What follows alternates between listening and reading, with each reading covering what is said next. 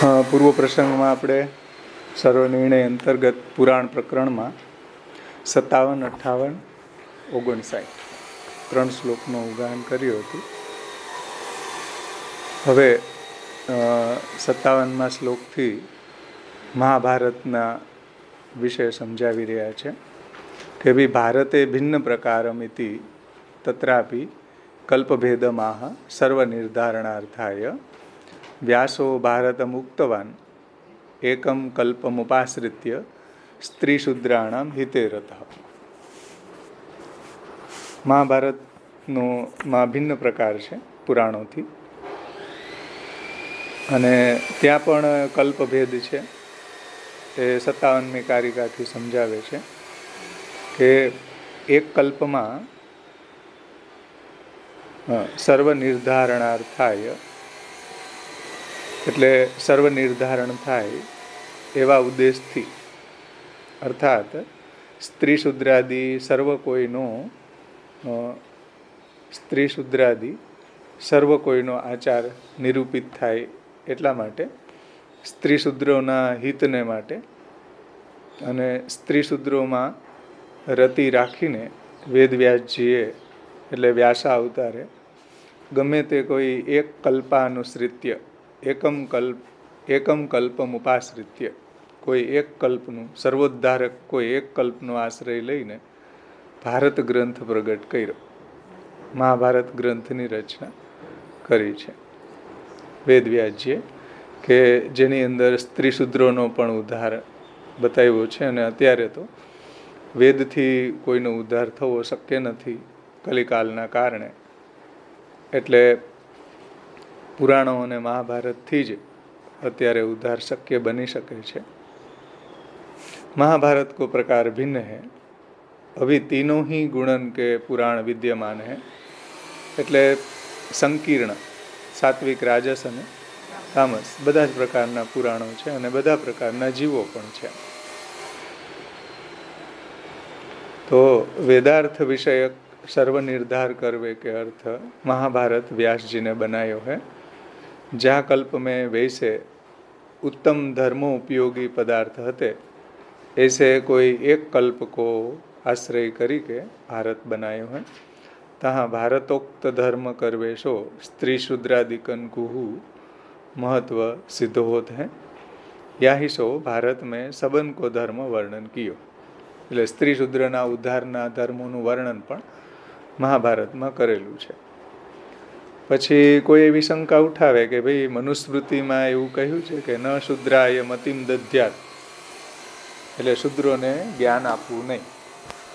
આવું જે વાક્ય મનુસ્મૃતિનું છે એ ભારતને લાગુ પડતું નથી. શુદ્રોને જ્ઞાન આપવું નહીં, કયા પ્રકારનું જ્ઞાન ન આપવું? વૈદિક જ્ઞાન ન આપવું એમ. મહાભારતનું જ્ઞાન ન આપવું એવું ત્યાં કહેવાયેલું નથી. એટલે જે વેદાધિકારક જે જ્ઞાન છે એ શૂદ્રોને ન આપવું જોઈએ, એક અર્થ એવો લીધો. બીજો અર્થ પણ મહાપ્રભુજીએ સમજાવ્યો છે કે કલિયુગની અંદર પારાશર સ્મૃતિ જે છે એ પ્રમાણમાની છે, અને જે મનુસ્મૃતિ છે એની મુખ્યતા સતયુગની અંદર છે. કે मनुस्मृति के धर्मंशु पराशर जी ने सत्य युग में मानवे योग्य कहे हैं. कलयुग में तो पाराशर स्मृति धर्मन को ही मानवे योग्य है. आ बात समझावी. त्यार पछी धर्म निर्धारणम तत्र सर्वेषां समुदारतम प्रत्यब्दम वृक्षवत कल्पा भुवनद्रुम रूपिण. ભારત ગ્રંથમાં સર્વજીવોના ધર્મોનો નિર્ણય સારી રીતે પ્રતિપાદન કર્યો છે.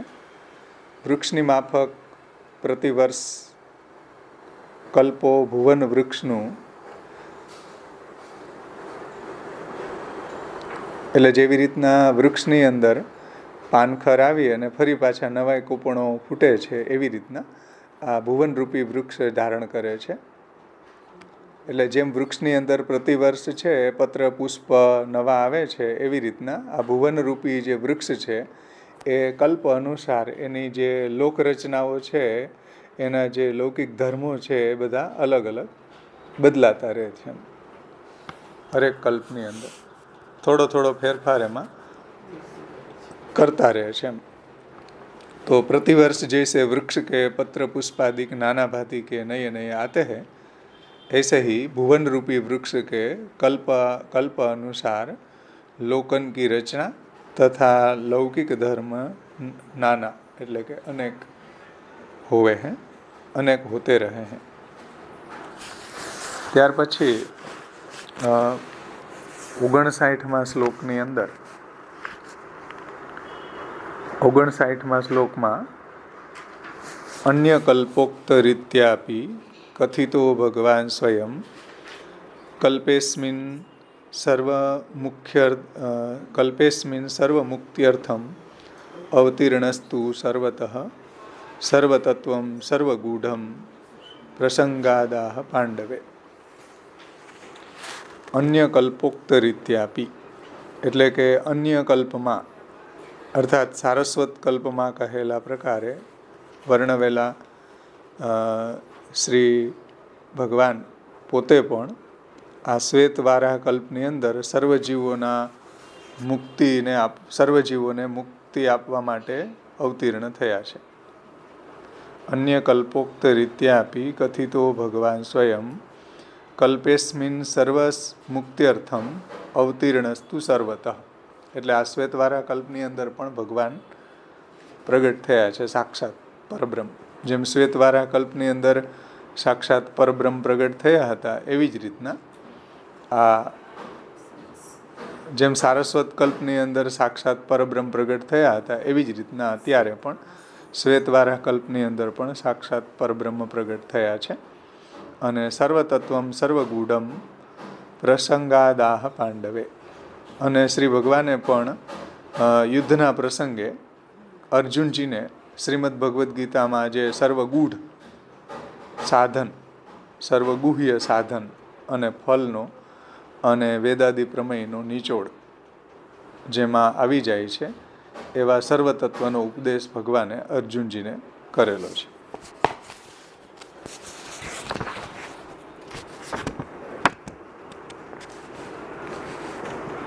હવે એમાં થોડું આવરણભંગમાં આપણે જોઈએ. પેજ નંબર 127 ઉપરથી 10-12મી લાઈનમાં જુઓ. પૂર્વ પક્ષીની શંકા એવી છે કે ભાઈ આ ગ્રંથો સારસ્વત કલ્પની રીતિને અનુસરતા હોવાથી અત્યારે તો શ્વેતવારા કલ્પ ચાલી રહ્યો છે, અને ભાગવત આદિની અંદર જે લીલાનું વર્ણન છે, સારસ્વત કલ્પીય લીલાનું વર્ણન છે, અને શ્વેતવારા કલ્પીય જીવોનો ઉદ્ધાર થવાનો માર્ગ ક્યાંથી બતાવી શકે?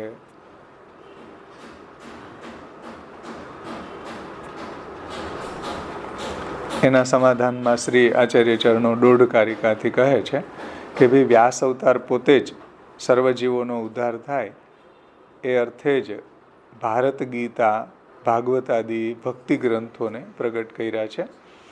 અને ભગવત ભક્તિ પ્રતિપાદક ગ્રંથ પ્રગટ કરવામાં બહુ વિચાર કરીને જ પોતે સર્વોદ્ધાર કરે એવી અન્ય કલ્પની, અત્રોક્ત સારસ્વત કલ્પની જ રીતિ ગ્રહણ કરી છે.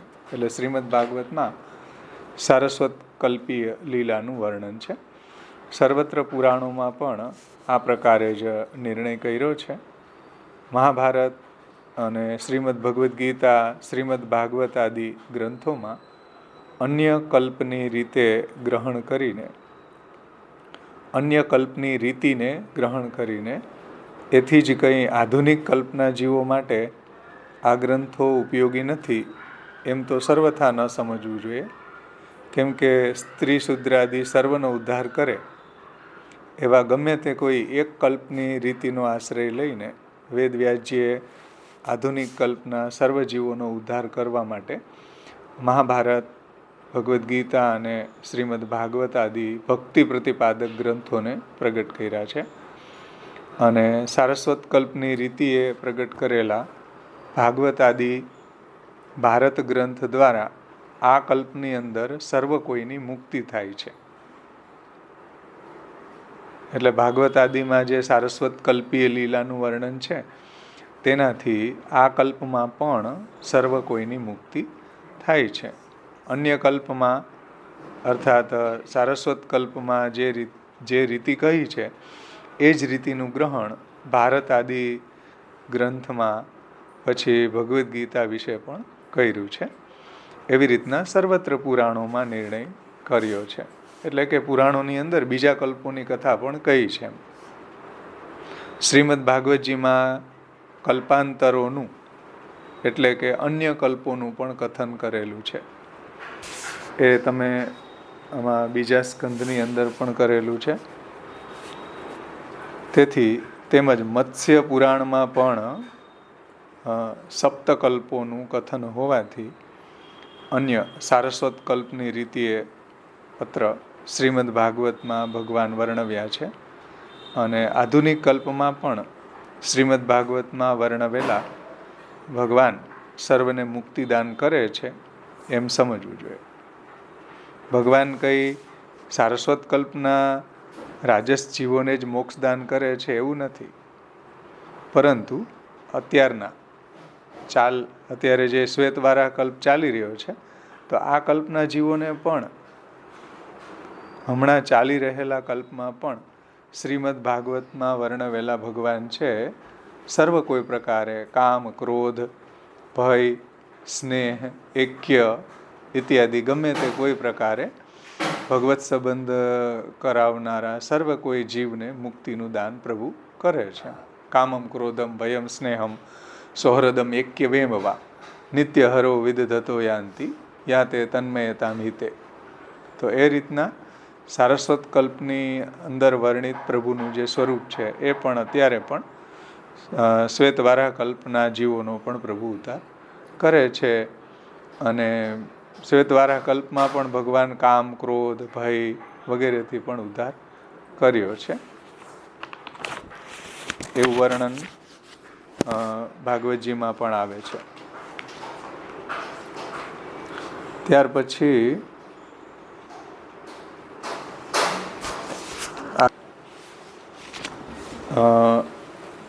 130 પેજ ઉપર આગળ જો શંકા એમાં આવે છે કે ભગવાન છે પોતાના સ્વરૂપ બલથી જ સર્વ જીવોની મુક્તિ કરશે તો પછી ભાગવતનું શું પ્રયોજન છે? ભગવાન પોતાના પ્રમેય બલથી જ જો બધાને મુક્તિ આપી દે, કામથી, ક્રોધથી, ભયથી, સ્નેહથી, સૌહૃદથી વગેરેથી, તો પછી આ ભાગવતનું શું પ્રયોજન?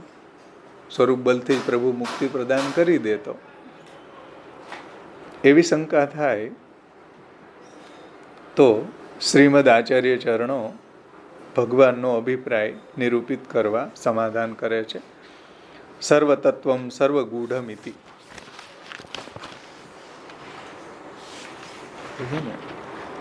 સર્વતત્વમ સર્વગૂઢમ પ્રસંગાદાહ પાંડવે. ભગવાને અવતાર ધારણ કરીને અર્જુનજીને મહાભારતના યુદ્ધના પ્રસંગમાં ભગવદ્ ગીતાના અત્યંત ગૂઢ રહસ્યનો ઉપદેશ કર્યો. અને એ ભગવદ્ ગીતાના અંતમાં ભગવાને સર્વધર્માન પરિત્યજ્યમ મામેકમ શરણમ વ્રજ અહમ ત્વા સર્વ પાપેભ્યો મોક્ષયિષ્યામિ મા શુચ. તો સર્વધર્મના ત્યાગપૂર્વક ભગવત શરણનો જે ઉપદેશ કર્યો છે તેથી એવું જ્ઞાપન થાય છે કે આ કલિકાલમાં પણ ભગવાન શાસ્ત્ર દ્વારા જ જીવોને મુક્ત કરે છે. અવતાર દશા હોય ત્યારે ભગવાન છે કામથી, ક્રોધથી, ભયથી, સૌહૃદથી વગેરેથી મુક્ત કરે છે. પરંતુ અનવતાર દશામાં ભગવાન અત્યારે શાસ્ત્ર દ્વારા જ ઉદ્ધાર કરે છે.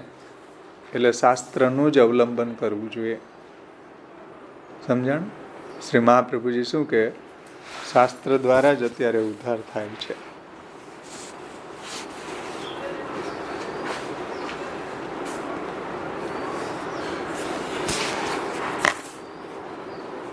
ભગવાન શાસ્ત્ર દ્વારા જીવોને મુક્ત કરે છે. તેમજ વળી ભક્તિ તથા શરણાગતિને અર્થે પ્રવૃત્તિ પણ શાસ્ત્ર દ્વારા ભગવાન પોતે જ તે જીવને સંપાદિત કરી આપે છે. એટલે ભગવાનની ભક્તિ અને ભગવાનની શરણાગતિનો ઉપદેશ ભગવાન શાસ્ત્ર દ્વારા જ એને સંપાદિત કરે છે કે શાસ્ત્રનું અધ્યયન કરે, શાસ્ત્રને સમજે અને પછી ભગવાનની ભક્તિ કરે અથવા તો ભગવાનની શરણાગતિ કરે. એવી ભગવાનની ઈચ્છા અનવતાર દશામાં છે કે શાસ્ત્ર દ્વારા ભગવાન પોતે જ તે જીવને એટલે દૈવી જીવોને, અધિકારી જીવોને આ રીતના ભગવાનમાં ભક્તિ અને ભગવાનની શરણાગતિ સંપાદિત કરી આપશે. સમજમાં આવે છે ને? શાસ્ત્રને જો તમે અડો નહીં તો અત્યારે ભક્તિ કે શરણાગતિ ન થાય. કેમ કે ભગવાનની ઈચ્છા અનવતાર દશામાં શાસ્ત્ર દ્વારા ભક્તિ પ્રગટ કરવાની ઈચ્છા છે. સમજે છે ને? એવું મહાપ્રભુજી કહે છે કે ભાઈ શાસ્ત્ર દ્વારા જ જીવોને મુક્તિ થાય છે.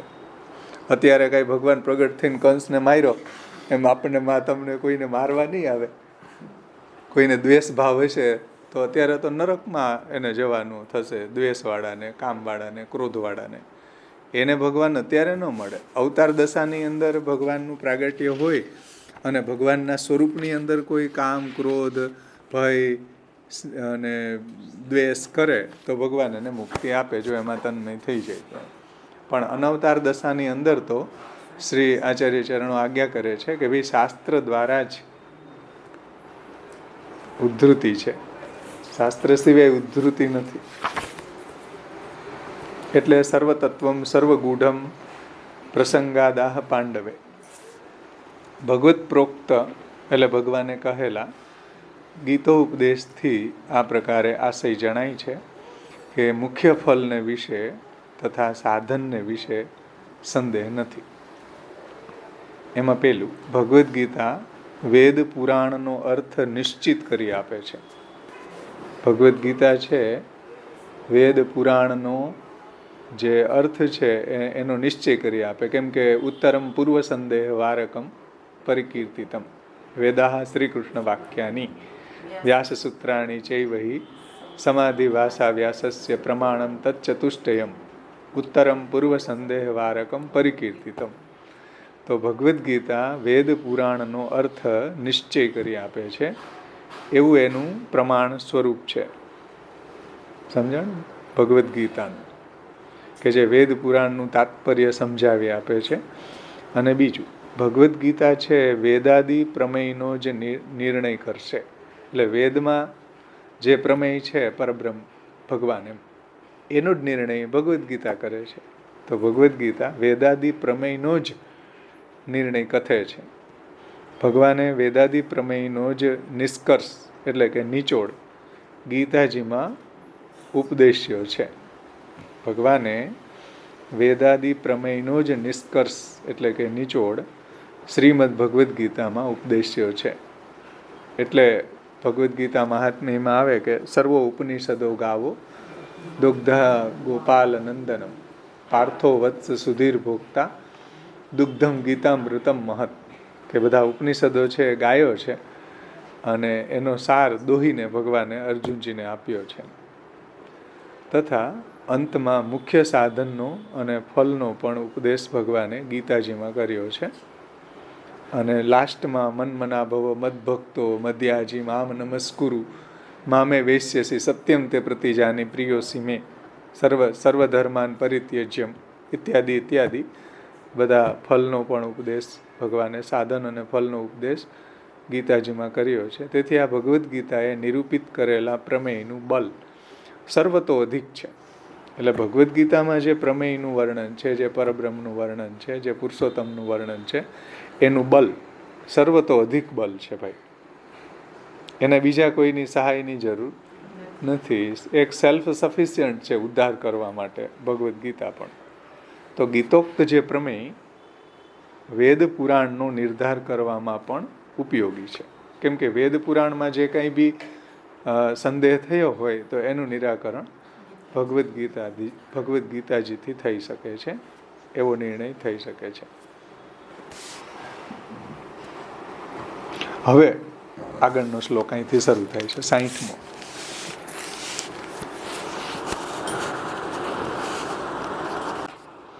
એક ખુલાસો વિશેષ નીચે ફૂટનોટમાં આપ્યો છે. ઉપર જેમ કહ્યું ને, શાસ્ત્ર દ્વારા જ જીવોને મુક્ત કરે છે ભગવાન, એની વિશે નીચે જુઓ નિબંધમાં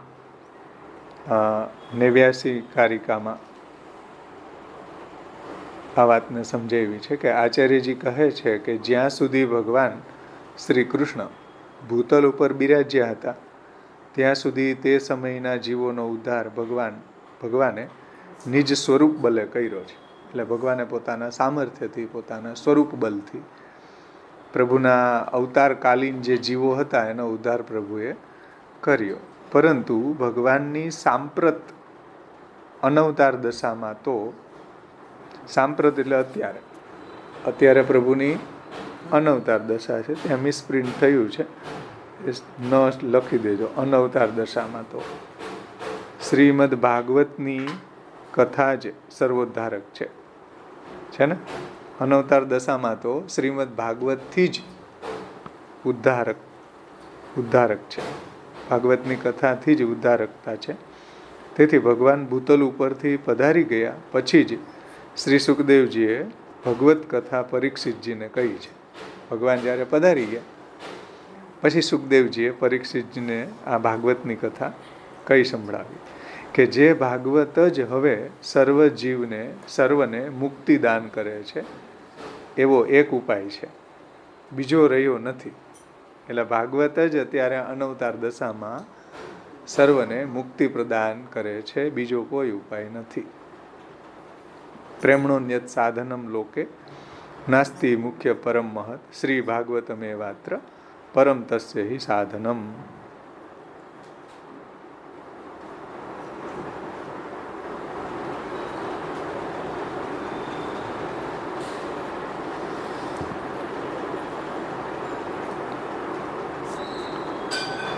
તો ભાગવત જ હવે સર્વજીવોને મુક્તિદાન કરે છે એવો એક ઉપાય જ રહ્યો છે, બીજો નથી. પ્રાકૃત વિષય રાગથી રહિત એવા વિરક્ત તથા શ્રદ્ધાલુ શ્રોતાને ભાગવત ફલે છે. એટલે ભાગવત જે છે એ ફલરૂપ કોને થાય કે જે વિષય રાગથી રહિત હોય, એટલે જે સંસારમાં વૈરાગ્યવાળા હોય એવા જે ભાગવતનું અનુશીલન કરે, એવા વિરક્ત હોય, શ્રદ્ધાવાળા હોય, ભક્તિવાળા હોય, તો એને ભાગવતથી તરત જ ભગવાનમાં ભક્તિ સંપન્ન થાય છે.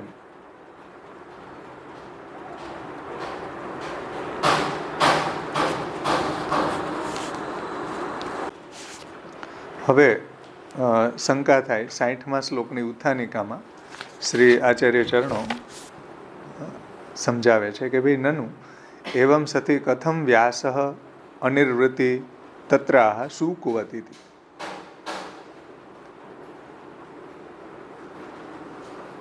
એટલે પૂર્વમાં શ્રી મહાપ્રભુજી એમ કહ્યું ને કે ભાઈ સર્વતત્વમ સર્વગૂઢમ પ્રસંગાદાહ પાંડવે. એટલે જે સર્વતત્વ જે ગૂઢ રહસ્ય હતું એ બધું જ ગૂઢ રહસ્ય સર્વધર્માન પરિત્યજ્ય મામેકમ શરણમ બ્રજ, પછી મન્મના ભવ મદભક્તો મધ્યાજી મામ નમસ્કુરુ, એ બધા ગૂઢ રહસ્યો હતા. એ નનુ એવમ સતી કથમ વ્યાસસ્ય અનિર્વૃત્તિ, આવું બધું ગૂઢ તત્વનું વર્ણન કર્યું હોવા છતાંય વ્યાસજીને અનિર્વૃત્તિ, વ્યાસજીને પ્રસન્નતા કેમ ન થઈ? તો પણ કેમ કે ભગવદ્ ગીતા તો વેદવ્યાસજીએ પ્રગટ કરી મહાભારતની અંદર ભીષ્મ પર્વમાં, તો વેદવ્યાસજીને આનંદ થવો જોઈએ ને.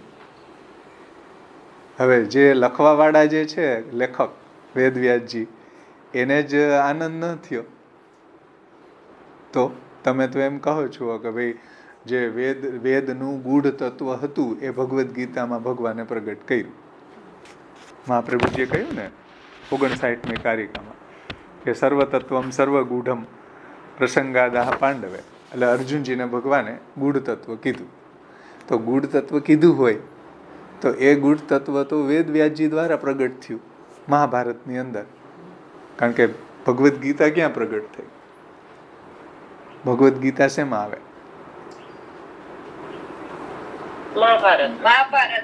મહાભારતમાં આવે. કયા પર્વમાં આવે?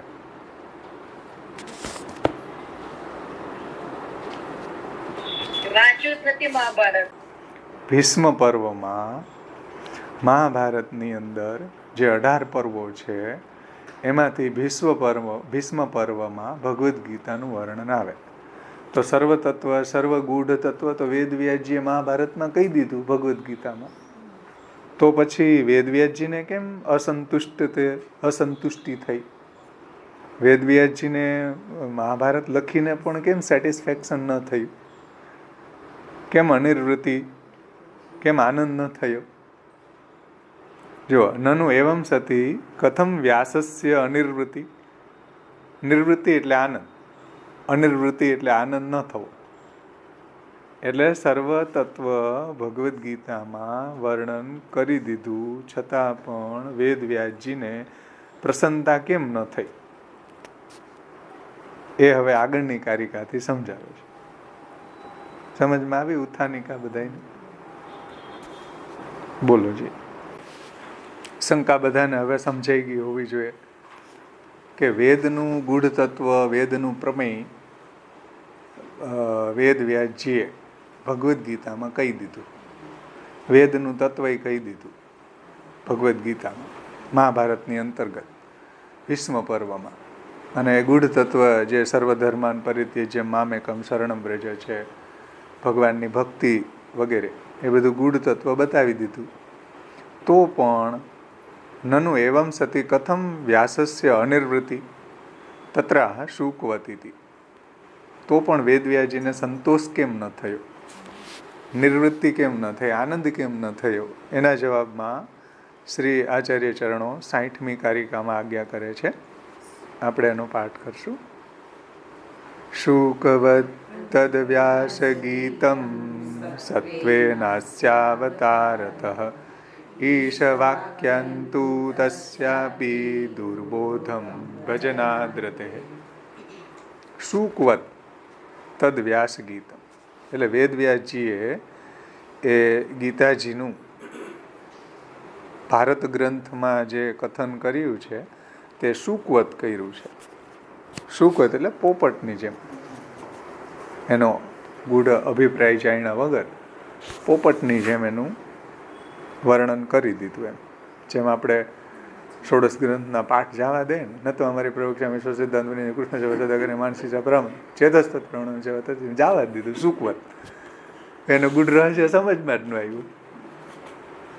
એટલે કહે છે કે ભાઈ શુકવત વ્યાસ ગીતમ, વેદવ્યાસજીએ ગીતાજીનું જે મહાભારત ગ્રંથમાં કથન કર્યું છે તે શુકવત કર્યું છે ને. શુકવત તદ વ્યાસ ગીતમ એટલે પોપટની જેમ અભિપ્રાય જાણ્યા વગર કર્યું છે. અને સત્વે નાસ્ય અવતારતઃ અને સત્વાંશનું વ્યવધાન હોવાથી શ્રી વ્યાસજીનો અવતાર થયો હતો. સત્વાંશના વ્યવધાનથી વેદવ્યાસજીનો અવતાર થયો હતો. અને ઈશ વાક્યંતુ તસ્યાપી દુર્બોધમ. ઈશ એટલે ભગવાન. એટલે ભગવાનના જે વાક્યો છે એનો અર્થ કેવો છે? દુર્બોધ છે. ભગવાનના વાક્યનો અર્થ કોઈ જાણી શકે નહીં. ભગવાને જે અર્જુનજીને ભગવદ્ ગીતા કહી તો એ ભગવાનના જે વાક્યો છે એ કેવા છે? ઈશ વાક્યંતુ તસ્યાપી દુર્બોધમ. ભગવાનના વાક્યો સમજવા દુર્બોધ છે. એટલે ભગવાનના વાક્યનો અર્થ તેમને વ્યાસજીને પણ ભજનાદ્રતે એટલે ભગવદ ભજન વિના, ભગવદ ભજન કર્યું ન હતું એટલે દુર્બોધ જ રહ્યો. સમજ્યા? વેદવ્યાસજીને પણ આ ભગવદ વાક્યનો અર્થ ભગવદ ભજનના અભાવના કારણે દુર્બોધ જ રહ્યો. ફરીથી વેદવ્યાસજીએ જે ગીતાજીમાં એટલે મહાભારતની અંદર જે ભગવદ્ ગીતાનું વર્ણન કર્યું છે એ કઈ રીતે કર્યું? શુકવત કર્યું છે. એટલે અભિપ્રાય જાણ્યા વગર કર્યું છે. અને સત્વાંશના વ્યવધાનથી વેદવ્યાસજીનો અવતાર થયો છે, કેમ કે જ્ઞાન કલાનો અવતાર છે. તો તો સત્વાંશના વ્યવધાનથી વેદવ્યાસજીનો અવતાર થયો છે અને તેથી ભગવદ્ વાક્યોનો અર્થ વ્યાસજીને પણ ભગવદ્ ભજન વિના સમજમાં આવ્યો નહીં. દુર્બોધ રહ્યો એમ, દુર્બોધમ. કેમ કે ઈશ વાક્ય જે છે એ દુર્બોધ છે. ભગવાનની વાણી છે એ કોઈને સમજમાં ન આવે. અને હકીકતમાં ભગવદ્ ગીતા એવો ગ્રંથ છે કે સારા એમાં ગોથા ખાય છે. કેટલી ટીકાઓ ભગવદ્ ગીતા ઉપર થઈ, કોઈને ભગવદ્ ગીતાનું કાંઈ ગૂઢ રહસ્ય હાથમાં જ નથી આવ્યું સિવાય મહાપ્રભુજી.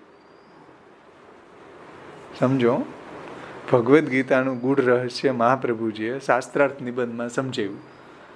શાસ્ત્રાર્થમ ગીતાર્થમ. આચાર્ય ચરણો સિવાય કોઈને ભગવદ્ ગીતાનું ગૂઢ રહસ્ય સમજમાં નથી આવ્યું. તો વેદવ્યાસજીને તો સુકવત બોલી ગયા મહાભારતની અંદર, તો પછી કેવી રીતના વેદવ્યાસજીને સમજમાં આવે? સમજાણું ને? સુક હોય ને, સુકવત એટલે પોપટને તમે બોલાવો કે બોલ પોપટ મીઠું બોલ, તો એ પોપટને પેરું ખાવું હોય અને જામફળ જમરૂખ ખાવું હોય એટલે બોલે મીઠું મીઠું પોપટ મીઠું. મીઠું પોપટને બિચારાને ખબર જ નથી મીઠું કોણ ને પોપટ કોણ. પણ આપણે એને પઢાવી દીધું કે બોલ મીઠું બોલ, એટલે ઓલો મીઠું બોલે ને પોપટ બોલ તો પોપટ બોલે, એટલે પછી આપણે એને જમરૂખ આપીએ. એટલે એના માઇન્ડમાં એવો સંસ્કાર ડેવલપ થઈ જાય કે જ્યારે કાંઈ બી ભૂખ લાગે કે ખાવું હોય એટલે પોપટ બોલવાનું, મીઠું બોલવાનું, એટલે આ લોકો આપણને મગફળી આપશે. એટલે એ એમ સમજતો હોય કે આ પોપટભાઈ છે. એટલે એને જ્યારે મગફળીને પેરું ને ખાવું હોય ત્યારે પોપટ એમ બોલે, એટલે કે પોપટભાઈ આવો અમને ભૂખ લાગી એમ. એટલે એને થોડી ખબર છે કે હું પોપટ છું, એને થોડી ખબર છે કે હું મીઠું છું, પણ બોલે.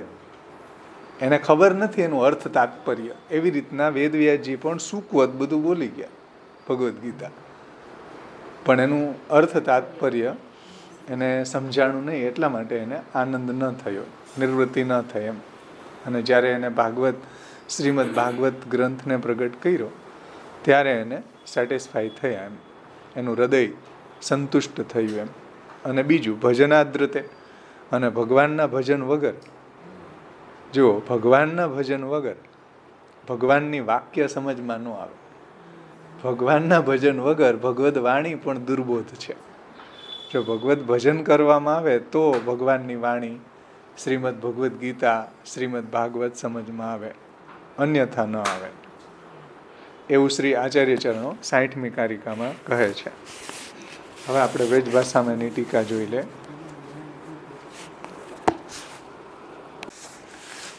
બ્રજભાષામાં હવે એનું વ્યાખ્યાન શ્રી ગોકુલદાસજી સમજાવે છે, પ્રકાશ ટીકા અને આવરણ ભંગનો આધાર લઈને. સર્વતત્વ ગીતાજી મેં વર્ણન કિયો હો તો ભારત બનાએ પીછે હું વ્યાસજી કો આત્મા ક્યું નહીં પ્રસન્ન ભયો. એટલે વેદનું જે ગૂઢ તત્વ છે, પુરાણોનું ગૂઢ તત્વ વેદવ્યાસજીએ શ્રીમદ ભગવદ્ ગીતામાં કહ્યું. કેમ કે મહાભારતની રચના કરી એમાં ભીષ્મ પર્વમાં શ્રીમદ ભગવદ્ ગીતા પણ આપે કહી દીધી. તો સર્વતત્વ ગીતાજી મેં વર્ણન કિયો, જો સર્વતત્વ ગીતાજી મેં વર્ણન કિયો હોતો તો ભારત બનાએ પીછે હું વ્યાસજી કો આત્મા ક્यों નહીં પ્રસન્ન ભયો. ભાગવત બનાએ પીછે હે, ભાગવત બનાએ પીછે હે એટલે ભાગવતનું પ્રાગટ્ય જ્યારે વેદ વ્યાસજી દ્વારા થયું ત્યાર પછી જ એનો આત્મા સંતુષ્ટ થયો. ક્યોંકि ભારત મેં તો ગીતા હું આવી ગઈ હે, તો ભારતની અંદર તો ભગવદ્ ગીતા આવી જાય છે. તો ભગવદ્ ગીતામાંય વેદનું ગૂઢ તત્વનું વર્ણન થઈ ગયું. શરણાગતિ છે, ભક્તિ છે, સમર્પણ છે. કહ્યું ને મનમના ભવ પછી એતુ સર્વાણી કર્માણી મયી સંન્યસ્ય મત્પરા અનન્યનેવ યોગેન મામ ધ્યાયંતો ઉપાસતે તેસામહમ સમુદ્ધરતા મૃત્યુ સંસાર સાગરા. સમર્પણની વાત એ ભગવાને તો કહી જ દીધી છે, આમાં ભગવદ્ ગીતામાં કહી જ દીધી છે. તો પણ વેદવ્યાસજીને महाभारत में तो गीता હું આવી ગઈ है તો પછી મહાભારતની રચના કર્યા પછી વેદવ્યાસજીનો આત્મા સંતુષ્ટ કેમ ન થયો?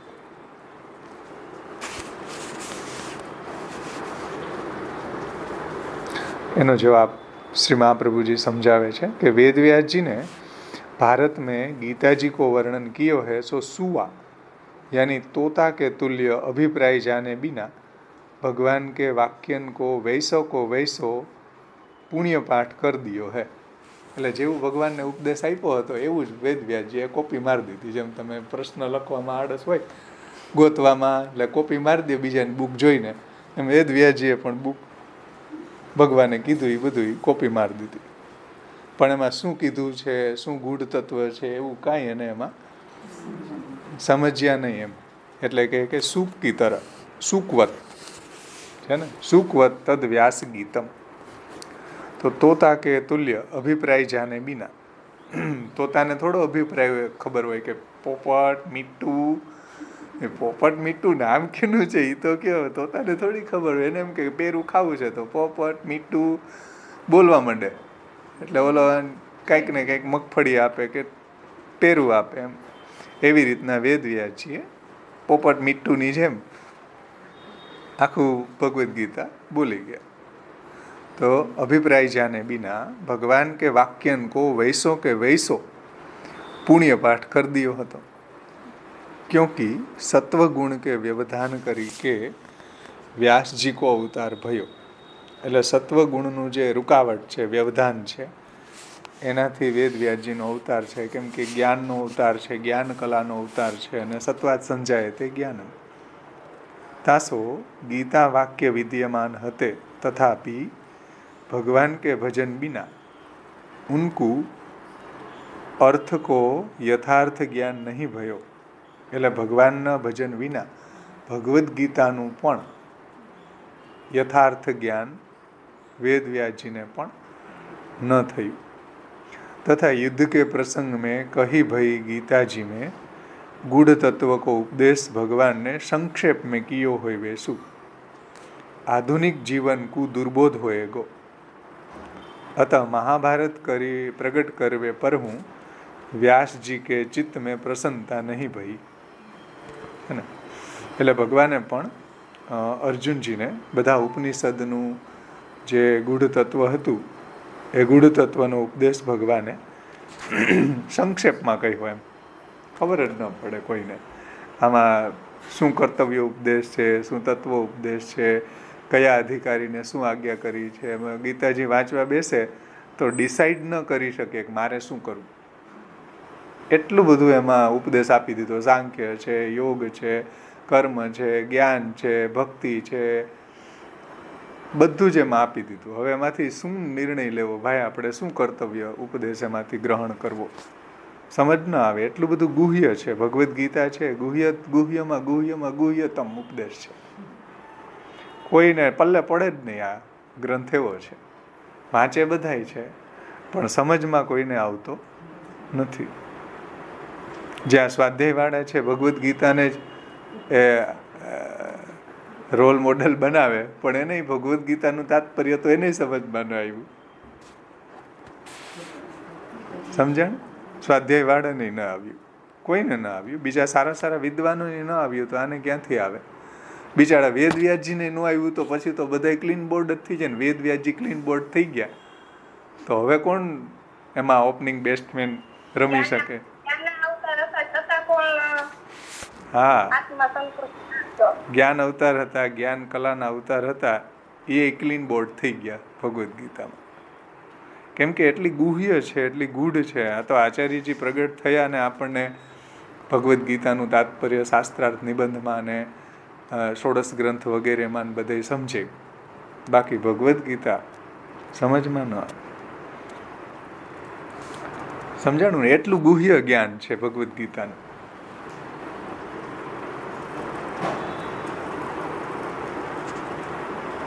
એવું મહાપ્રભુજી કહે છે. જુઓ, આચાર્ય ચરણો એવું કહે છે कि युद्ध के प्रसंग में कही भई गीता जी में गूढ़ तत्व को उपदेश भगवान ने संक्षेप में कियो होय वैसु आधुनिक जीवन को दुर्बोध होएगो। अतः महाभारत प्रकट करवे पर हूँ वेद व्यास जी के चित्त में प्रसन्नता नहीं भई, संतुष्टि न थई भाई, सेटिस्फैक्शन न थई। तहाँ ऐसे व्यास जी जिनको गीतार्थ ज्ञान नहीं है, वे भागवत रूप तत्व को वर्णन कैसे करेंगे, ये शंका नहीं करनी। तो हवे कोई एवी शंका करे कि भाई जो भगवद गीताનું ગુહ્ય જ્ઞાન જે છે, ગૂઢ તત્વ છે, એ વેદવ્યાસજીને સમજાણું નહીં, તો પછી ભાગવત ક્યાંથી પ્રગટ કરી શકશે? હવે ગીતાજી સમજાણા નહીં તો, કેમ કે ગીતાજીનો વિસ્તાર ભાગવત છે એવું મહાપ્રભુજી નિબંધમાં આજ્ઞા કરે છે કે વિશિષ્ટ રૂપમ વેદાર્થમ ફલમ પ્રેમ ચ સાધનમ તત્સાધનમ નવવિધા ભક્તિ તત્પ્રતિપાદિકા ગીતા ગીતા સંક્ષેપતઃ તસ્યા વક્તા સ્વયં બુદ્ધ હરિ તદ વિસ્તારો ભાગવતમ સર્વનિર્ણય પૂર્વકમ છે ને. તો ભગવદ્ ગીતાનો જ વિસ્તાર ભાગવત છે. તો ભગવદ્ ગીતાર્થ જો સમજમાં ન આવ્યો તો પછી ભાગવત રૂપી તત્વનું વર્ણન કેવી રીતના વેદવ્યાસજી કરી શકશે? આવી શંકા પણ ન કરવી, કેમ કે व्यासजी को अवतार सत्वगुण सो है, तासो सत्वगुण विनको प्रतिबंधक हतो, व्यवधान रूप हतो। भगवान की भक्ति सो सत्व को व्यवधान दूर भयो तब भागवत वर्णन कियो। એટલે જ્યારે પ્રભુમાં એવી ભક્તિ, ભગવાન કી ભક્તિના કારણે સત્વગુણનું જે વ્યવધાન દૂર થયું, નિર્ગુણ થયા, ત્યારે એને ભાગવતનું વર્ણન કર્યું. ભાગવતનો ગૂઢ અર્થ એને સમજમાં આવ્યો અને સમાધિમાં એને એ અનુભવ થયું નારદજીની કૃપાથી. નારદજીએ જે રીતના પ્રેરણા કરી કે નારદજીએ જે એનું આખું રહસ્ય એને સમજાવ્યું, પોતાનું જીવન ચરિત્ર બતાવીને કે જુઓ હું એક જ જન્મમાં ભગવત ભક્તોના સંગથી મને પ્રભુમાં ભક્તિ થઈને એક જ જન્મમાં હું પ્રભુનું મને દર્શન થવા લાગ્યું, પ્રભુની પ્રાપ્તિ થઈ ગઈ. તો એટલે તમે સમગ્ર શાસ્ત્રોને પ્રગટ કર્યા, વેદનું પ્રણયન કર્યું, વેદના એક વેદ હતો એમાંથી 4 ભાગ કર્યા, એની અલગ અલગ શાખાના વિભાગ કર્યા અને બધા શિષ્યોને ભણાવ્યા અને બધું વિસ્તાર ખૂબ કર્યો, બધું લોકોના ઉદ્ધાર માટે. કેમ કે કલિયુગની અંદર બધા મંદ મતયો, સુમંદ મતયો અને અલ્પ જ્ઞાનવાળા છે, મંદ બુદ્ધિવાળા છે, ઉપદ્રવવાળા છે, ઓછા આયુષ્યવાળા છે, આવા બધા માટે તમે બહુ સારું કામ કર્યું કે વેદની શાખા ભેદ કર્યા. પછી તમને એવું થયું કે ચાલો હવે સ્ત્રી શૂદ્રોનું શું, બિચાકડા એનો ઉદ્ધાર તો થવો જોઈએ. તો એ બિચારડા માટે મહાભારત લખ્યું, સ્ત્રી શૂદ્રોનો કોઈક એક એવો ઉત્તમ ઉદ્ધારક કલ્પનું સ્મરણ કરીને મહાભારત લખ્યું, જે હમણાં આપણે જોયું ને આગળ. સર્વોદ્ધારણાર્થાય વ્યાસો ભારતમ ઉક્તવાન. કોઈ એવો સર્વોદ્ધારક કલ્પ જે છે એનો આશ્રય કરીને એવમ કલ્પમ ઉપાશ્રિત્ય સ્ત્રીશૂદ્રાણામ હિતે રત, સ્ત્રીશૂદ્ર અને દ્વિજબંધુઓના હિત માટે રત એવા વેદવ્યાસજીએ મહાભારત લખ્યું. એમાં ધર્મ અર્થ કામ મોક્ષનું વર્ણન કર્યું, 17 પુરાણો પ્રગટ કર્યા, જેની અંદર ધર્માર્થ કામ મોક્ષ ભક્તિનું વર્ણન કર્યું. તો પણ વેદવ્યાસજી જે છે એને સંતુષ્ટિ ન થઈ એવું નારદજીએ કીધું કે ભાઈ તમે આટલું બધું શાસ્ત્ર પ્રગટ કર્યું છતાં પણ તમને કેમ સંતોષ ન થયો? તો વેદવ્યાસજી કહ્યું કે સાચી વાત છે, હવે એનું કારણ સમજાવો. પછી નારદજી એનું કારણ સમજાવ્યું કે તમે બધી જગ્યાએ ભગવાનનું લીલાનું વર્ણન કર્યું છે, મહાભારતમાં કર્યું છે, પરંતુ સ્વતઃ પુરુષાર્થ રૂપેણ કરેલું નથી. તમે એને આવી બધી આખ્યાનો અને આવા બધા જે પ્રસંગો છે એમાં અંગતયા કરેલું છે. મુખ્ય સ્વતંત્ર પુરુષાર્થ રૂપ ભગવાનની જે લીલા છે, ભગવાનનું જે સ્વરૂપ છે, ભગવાનના જે ગુણો છે, ભગવાનનું જે નામ છે, એવું સ્વતઃ પુરુષાર્થ રૂપ છે, એવું તમે ક્યાંય વર્ણન નથી કર્યું. એમ ભક્તિનું એવું સ્વતઃ પુરુષાર્થ રૂપ ભક્તિનું વર્ણન કર્યું નથી. એટલે તમારો આત્મા છે સંતુષ્ટ નથી થયો. આટલું બધું તમે પુરાણો લખ્યા અને એમાં કેટલા બધા વર્ણ વિષયો, કર્મ, જ્ઞાન, ભક્તિ, પ્રાયશ્ચિત ને વર્ણાશ્રમ ને પાપાચરણ ને આ પાપ કરવાથી આવી યોની મળે, આ પાપાચરણ કરવાથી એનું પ્રાયશ્ચિત આવું છે ને એમાંથી નિવૃત્ત થવા માટે આવું કરવું. કેટલું બધું એને પુરાણોમાં તો પેજ ભરી ભરીને લખી દીધું વેદવ્યાસજીએ. પણ મેન વસ્તુ જ ભૂલી ગયા.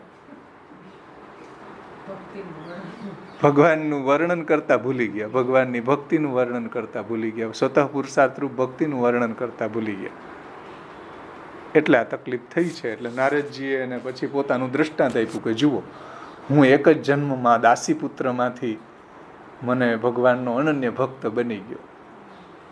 કે હું પહેલાં દાસીપુત્ર હતો અને મારી માતા જ્યાં જે બ્રાહ્મણને ત્યાં સેવામાં રહી હતી ત્યાં મહાન ભગવાનના ભક્તો ચાતુર્માસની અંદર ત્યાં એ સનત કુમારો રોકાણા અને મારી માતા એની સેવામાં રહી, એને રાખવામાં આવી. હું પણ એની સાથે ત્યાં આ બધા મહાત્માઓનો, ભગવત ભક્તોનો સંગ કરતો. 6-7 વર્ષના કે 5 વર્ષના હતા નારદજી ત્યારે એની સહજ વૃત્તિ રમવામાં નહોતી. રમકડા નથી રાખતો, રમકડા રાખતા ન હતા, ભગવાનના ભક્તોનો સંગ કરતા. અને એના સંગથી એને પ્રભુમાં એવી ભક્તિ પ્રગટ થઈ ગઈ. અને બીજા જન્મમાં નારદજી બ્રહ્માજીના ઉત્સંગમાંથી પ્રગટ થયા અને ભગવાનનું નામ લેતા જ ભગવાનનું એને દર્શન થવા લાગ્યું કે જુઓ, એક જ જન્મમાં મને પ્રભુની ભક્તિથી ભગવત પ્રાપ્તિ થઈ ગઈ. એટલે તમે ભક્તિનું વર્ણન, સ્વતઃ પુરુષાર્થરૂપ ભક્તિનું વર્ણન ક્યાંય કરેલું નથી. ભગવાનનું વર્ણન કર્યું ઘણી જગ્યાએ ભારતમાં, ભગવાનનું વર્ણન આવે છે, પણ સાઇડ કેરેક્ટર રૂપે, મહેમાન કલાકાર રૂપે આવે. મુખ્ય હીરો તરીકે વર્ણન ક્યાંય કરેલું નથી. એટલે તમને આ આત્મા તમારો સંતુષ્ટ નથી થયો.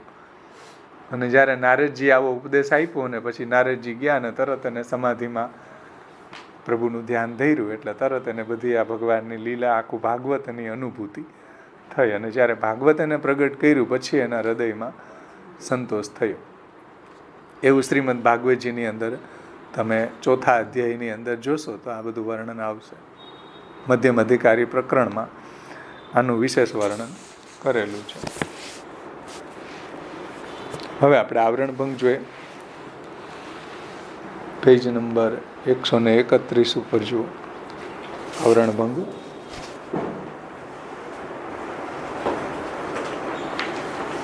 શ્રી પુરુષોત્તમજીએ આ શ્લોકને કઈ રીતે સમજાવ્યું? આવરણભંગમાં 131 પેજ ઉપરથી 7મી 8મી લાઈનમાં શંકા.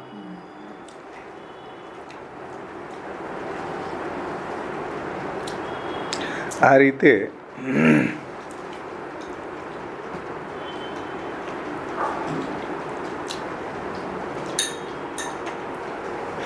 ઉપરથી જ લઈ લઉં. જુઓ કે ભગવદ પ્રોક્ત ગીતો ઉપદેશથી આ પ્રકારે આશય જણાય છે કે મુખ્ય ફલને વિશે તથા સાધનને વિશે સંદેહ નથી. કેમ કે ભગવદ્ ગીતા વેદ પુરાણનો અર્થ નિશ્ચય કરી આપે છે. એવું એનું પ્રમાણ સ્વરૂપ છે કે ભગવદ્ ગીતા વેદ પુરાણનું જે કંઈ બી સંદેહ છે એનું નિવારણ કરે છે, એના પ્રમેયનો નિશ્ચય કરી આપે છે. બીજું, ભગવદ્ ગીતા છે વેદાદિ પ્રમેયનો જ નિર્ણય કરે છે. વેદોમાં જે પ્રમેયનું વર્ણન છે એ જ પ્રમેયનું વર્ણન ભગવદ્ ગીતામાં છે. ભગવાને વેદાદિ પ્રમેયનો જ નિષ્કર્ષ, નિચોડ ભગવદ્ ગીતામાં ઉપદેશ્યો છે. તથા અંતમાં મુખ્ય સાધનો તથા ફલનો પણ ઉપદેશ ભગવાને ગીતાજીમાં કર્યો છે. તેથી ભગવદ્ ગીતાએ નિરૂપિત કરેલા પ્રમેયનું બલ સર્વતોધિક છે. ગીતોક્ત પ્રમેય વેદ પુરાણનો નિર્ધાર કરવામાં પણ ઉપયોગી છે. એટલે વેદ પુરાણ જે છે એનું નિર્ધારણ ભગવદ્ ગીતાથી પણ સમજમાં આવે, એનો નિર્ણય થઈ શકે. તો કોઈ એવી શંકા કરે કે ભાઈ આ રીતે વ્યાસજીએ મહાભારત ગ્રંથમાં ભગવદ્ ગીતાને ઉપનિબદ્ધ એટલે કે એની અંતર્ગત એનું વર્ણન કરીને સર્વતત્વનો નિર્ણય કર્યો છે. એમાં એને ઉપનિબદ્ધ કરી છે. મહાભારતની અંદર ભગવદ્ ગીતાનું વર્ણન થઈ ગયું છે. તો પછી વ્યાસજીનો આત્મા અસંતુષ્ટ કેમ રહ્યો? આ શંકાનું સમાધાન કરવા માટે શ્રીમદ આચાર્ય ચરણો આજ્ઞા કરે છે કે શુકવત તદ વ્યાસ ગીતમ સત્વેનાસ્યાવતારતઃ ઈશ વાક્યંતુ તસ્યાપી દુર્બોધમ ભજનાદ્રતે. વેદવ્યાસજીએ મહાભારત ગ્રંથમાં જે શ્રીમદ ભગવદ્ ગીતાનું ઉપનિબંધન કર્યું છે, એટલે એની અંતર્ગત એનું વર્ણન કર્યું છે, એ કેવલ શુકના પુણ્ય પાઠ જેવું છે. શુકના એટલે પોપટના જેવું. સુખદેવજી નહીં, શુકના એટલે કે પોપટના પુણ્ય પાઠની જેમ. એમ જેમ શુક એટલે પોપટ જેમ બોલતો હોય, પણ એ બિચારાને એનું જ્ઞાન હોતું નથી. એમ શુકના પુણ્ય પાઠ જેવું છે. શ્રીમદ ભગવદ્ ગીતામાં ભગવાને ગૂઢ અર્થ સૂક્ષ્મ રીતે કહ્યો છે, જે દુર્બોધ છે. અને તેથી ગીતાજીમાં કહેલો ભગવદ અર્થ વિસ્તૃત કરે એવો ગ્રંથ આવશ્યક છે, એમ તેમને દિસતું. વ્યાસજી શ્રી વ્યાસજીએ ગીતાજીના ઉપનિબંધન સમયે ભગવદ્ ભજન કર્યું ન હતું અને ભગવદ્ ગુણાનુવાદ ગાયા ન હતા. ભગવદ્ ભજન એટલે અહીંયા પ્રશ્ન પૂછ્યો ને, ભગવદ્ ગુણાનુવાદ ગાયા ન હતા. સ્વતંત્ર પુરુષાર્થ રૂપેણ ભગવદ્ ગુણ ગાયા ન હતા. આ ભજનની વાત છે. કોણ પૂછ્યું હતું? ભૂમિબેન. વેદ વ્યાસજીએ સ્વતઃ પુરુષાર્થ રૂપ પ્રભુના ગુણો ગાયા ન હતા. પ્રભુના નામ લીલા ચરિત્રોનું વર્ણન કરેલું ન હતું. પ્રભુના નામ લીલા ગુણ ચરિત્રોને ગાયા ન હતા. આ ભજનની વાત છે. તેથી ગીતાજીમાં ભગવાને કહેલા વાક્યો યથાર્થ અવબોધ થવો કઠિન છે. એટલે સાચો અર્થ એનો સમજાવો બહુ કઠિન છે. અને તેમને એવું એમને વેદવ્યાસજીને લાગતું હતું. વળી ભગવાને ભગવદ્ ગીતાનો ઉપદેશ યુદ્ધના પ્રસંગમાં કર્યો છે. યુદ્ધ મેદાનમાં કર્યો ને અર્જુનજીને. તેથી ગીતાજીનો ગૂઢ અર્થ સંક્ષેપમાં કહેલો હોવાથી જીવોને દુર્બોધ રહેશે છે ને. કેમ કે યુદ્ધના મેદાનમાં કર્યો ત્યાં એટલો ટાઈમ થોડો હોય કે ચાલો શાંતિથી વિસ્તારથી કરીને પછી સમજાવવું અર્જુનજીને 1 by 1 ને બધું. એવો ટાઈમ હતો જ નહીં. ત્યાં તો શોર્ટ એન્ડ સ્વીટમાં જેમ એ સમજી જાય ને યુદ્ધમાં પ્રવૃત્ત થાય. એટલે ભગવાને એને યુદ્ધ મેદાનમાં સંક્ષેપમાં આ બધો ઉપદેશ પ્રભુએ કરી દીધો એમ. અને પછી પણ વ્યાસજીનું સંક્ષેપમાં કહેલો હોવાથી જીવોને દુર્બોધ રહેશે. મહાપ્રભુજી કહે છે કે ભાઈ જીવોને ભગવદ્ ગીતાનું તાત્પર્ય સમજમાં ન આવે, દુર્બોધ છે. અને અઘરામાં અઘરો ગ્રંથ છે ને ભગવદ્ ગીતા છે. અત્યાર સુધીમાં મેં મહાપ્રભુજીની કૃપાથી જેટલા ગ્રંથ વાંચ્યા, મેં અઘરામાં અઘરો ગ્રંથ લાગ્યો હોય તો ભગવદ્ ગીતા. આ તો મહાપ્રભુજીની કૃપા છે કે એની ઉપર ટીકા નાનુલાલભાઈ ગાંધીએ પ્રગટ કરી. એટલે થોડું આપણને એમાં પુષ્ટિ માર્ગના એંગલથી ભગવદ્ ગીતાનું આમ થોડુંક ઉપરછલું જ્ઞાન થાય. ડિટેલ તો ન જ થાય, ઉપરછલું જ્ઞાન થાય. થોડી એને ટીકા પુષ્ટિ માર્ગના એંગલથી લખી છે એટલા માટે. બાકી ભગવદ્ ગીતામાં ચાંચ નહીં, ડૂબે જ નહીં. એટલો ક્લિષ્ટ ગ્રંથ છે, સમજી જ ન શકાય એટલો અઘરો છે. એટલે પાછળથી પછી અનુગીતા લખાડી છે. એ એના માટે નથી લખી. એટલે જીવોને દુર્બોધ રહેશે એમ પણ વ્યાસ અવતારને લાગ્યું. વેદ વ્યાસજીને ન સમજાણું હોય તમે વિચારો. વેદ વ્યાસજીને ભગવદ્ ગીતા જો ન સમજાય તો આપણા જેવાની શું હાલત થાય? જે ભગવાનનો જ્ઞાન કલાના અવતાર હતા એટલી ક્લિષ્ટ છે ભગવદ્ ગીતા, ગુહ્ય છે એમ. કેટલી બધી ટીકાઓ ભગવદ્ ગીતા ઉપર લખાઈ છે, પરંતુ બહુ કઠિન છે.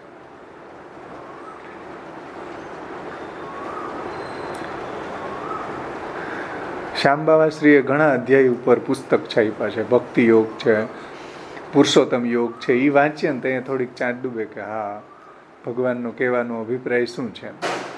બાકી બહુ મુશ્કેલ છે. આ તમે ભક્તિ યોગ ને પુરુષોત્તમ યોગ ને એ બધા વાંચો ને તો થોડુંક આપણને એમ થાય કે ઓહો, ભગવદ્ ગીતાનું ભગવાનનું કહેવાનું તાત્પર્ય બહુ ગુહ્ય છે. એમાં શ્યામબાવાશ્રીએ ઘણું બધું એને સરળ બનાવવાનો પ્રયત્ન કર્યો છે. જેટલા અધ્યાયો ઉપર એને આ પુસ્તકો છપાણા છે એમાં બાકી ગુહ્ય છે. આગળ, તેથી ભારત ગ્રંથ પ્રગટ કર્યા પછી પણ શ્રી વ્યાસજીનું ચિત્ત પ્રસન્ન થયું નહીં.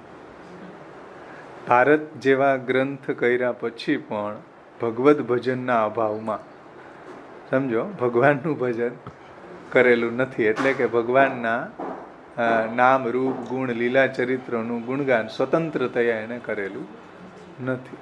અર્થાત પોતે ભગવદ્ ગુણાનુવાદ ગાયા ન હોવાથી, ભગવદ્ ભજન એટલે અહીંયા ભગવદ્ ગુણાનુવાદ સ્વતઃ પુરુષાર્થ રૂપ, એટલે કોઈના અંગરૂપે ગાયા એમ. મહાભારત છે તો એમાં ધર્મ, અર્થ, કામ અને મોક્ષ એની સિદ્ધિ માટે એમાં ભગવાનના ગુણ ગાયા હોય, તો એ ધર્માર્થ કામ મોક્ષના અંગ રૂપે આવ્યા. મુખ્ય ભક્તિ અંગી રૂપે નહીં, કોઈના અંગ રૂપે, ધર્મના અંગ રૂપે, અર્થના અંગ રૂપે કે કામના કે મોક્ષના અંગ રૂપે વર્ણન થયું હોય કે ભાઈ ચાલો મોક્ષ જોઈએ છીએ તો ભગવાનના ગુણ ગાવ. તો એ મોક્ષના અંગરૂપે ભગવાનના ગુણો ગાયા. સ્વતઃ ફલરૂપ માનીને કે પીબતમ ભાગવતમ રસમાલયમ મુહુરહો રસિકા ભુવિ ભાવુકા, એવી રીતના નહીં. એટલે કોઈના અંગ રૂપે ગાયેલા છે, અંગી રૂપે નહીં. અંગી રૂપે જો ગાય કે ભાઈ ભક્તિ છે, ભગવાનના ગુણો છે, ખુદ પોતાનામાં ફલરૂપ છે, એવી રીતના અંગી રૂપે ન ગાય અને અંગ રૂપે ગાયા છે, એટલે એને સેટિસ્ફાઈ ન થયા. તો ભગવદ્ ભજનના અભાવમાં, અર્થાત ભગવદ્ ગુણાનુવાદ ગાયા ન હોવાથી વ્યાસજીના આત્માને પણ અનિર્વૃત્તિ, નિર્વૃત્તિ એટલે આનંદ, અનિર્વૃત્તિ એટલે પ્રસન્નતા ન થઈ, અપ્રસન્ન રહ્યા, એટલે આનંદ ન થયો એમ.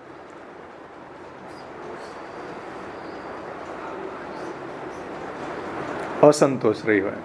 અનિર્વૃત્તિ રહી એટલે કે અસંતોષ રહ્યો. જુઓ મધ્યમ અધિકાર પ્રકરણ જુઓ 4, 5 અને 6, ભાગવતના પ્રથમ સ્કંદ, 4, 5 અને 6 અધ્યાય, એમાં આ વાત સમજાવી છે.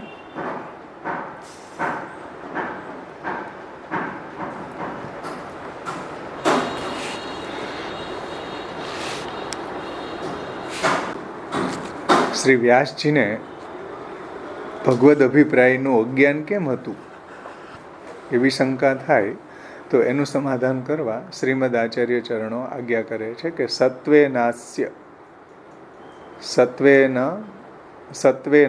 અવતારત ઇતિ, જે શ્લોકમાં કહ્યું ને 60માં, સત્વેન અસ્ય અવતારત.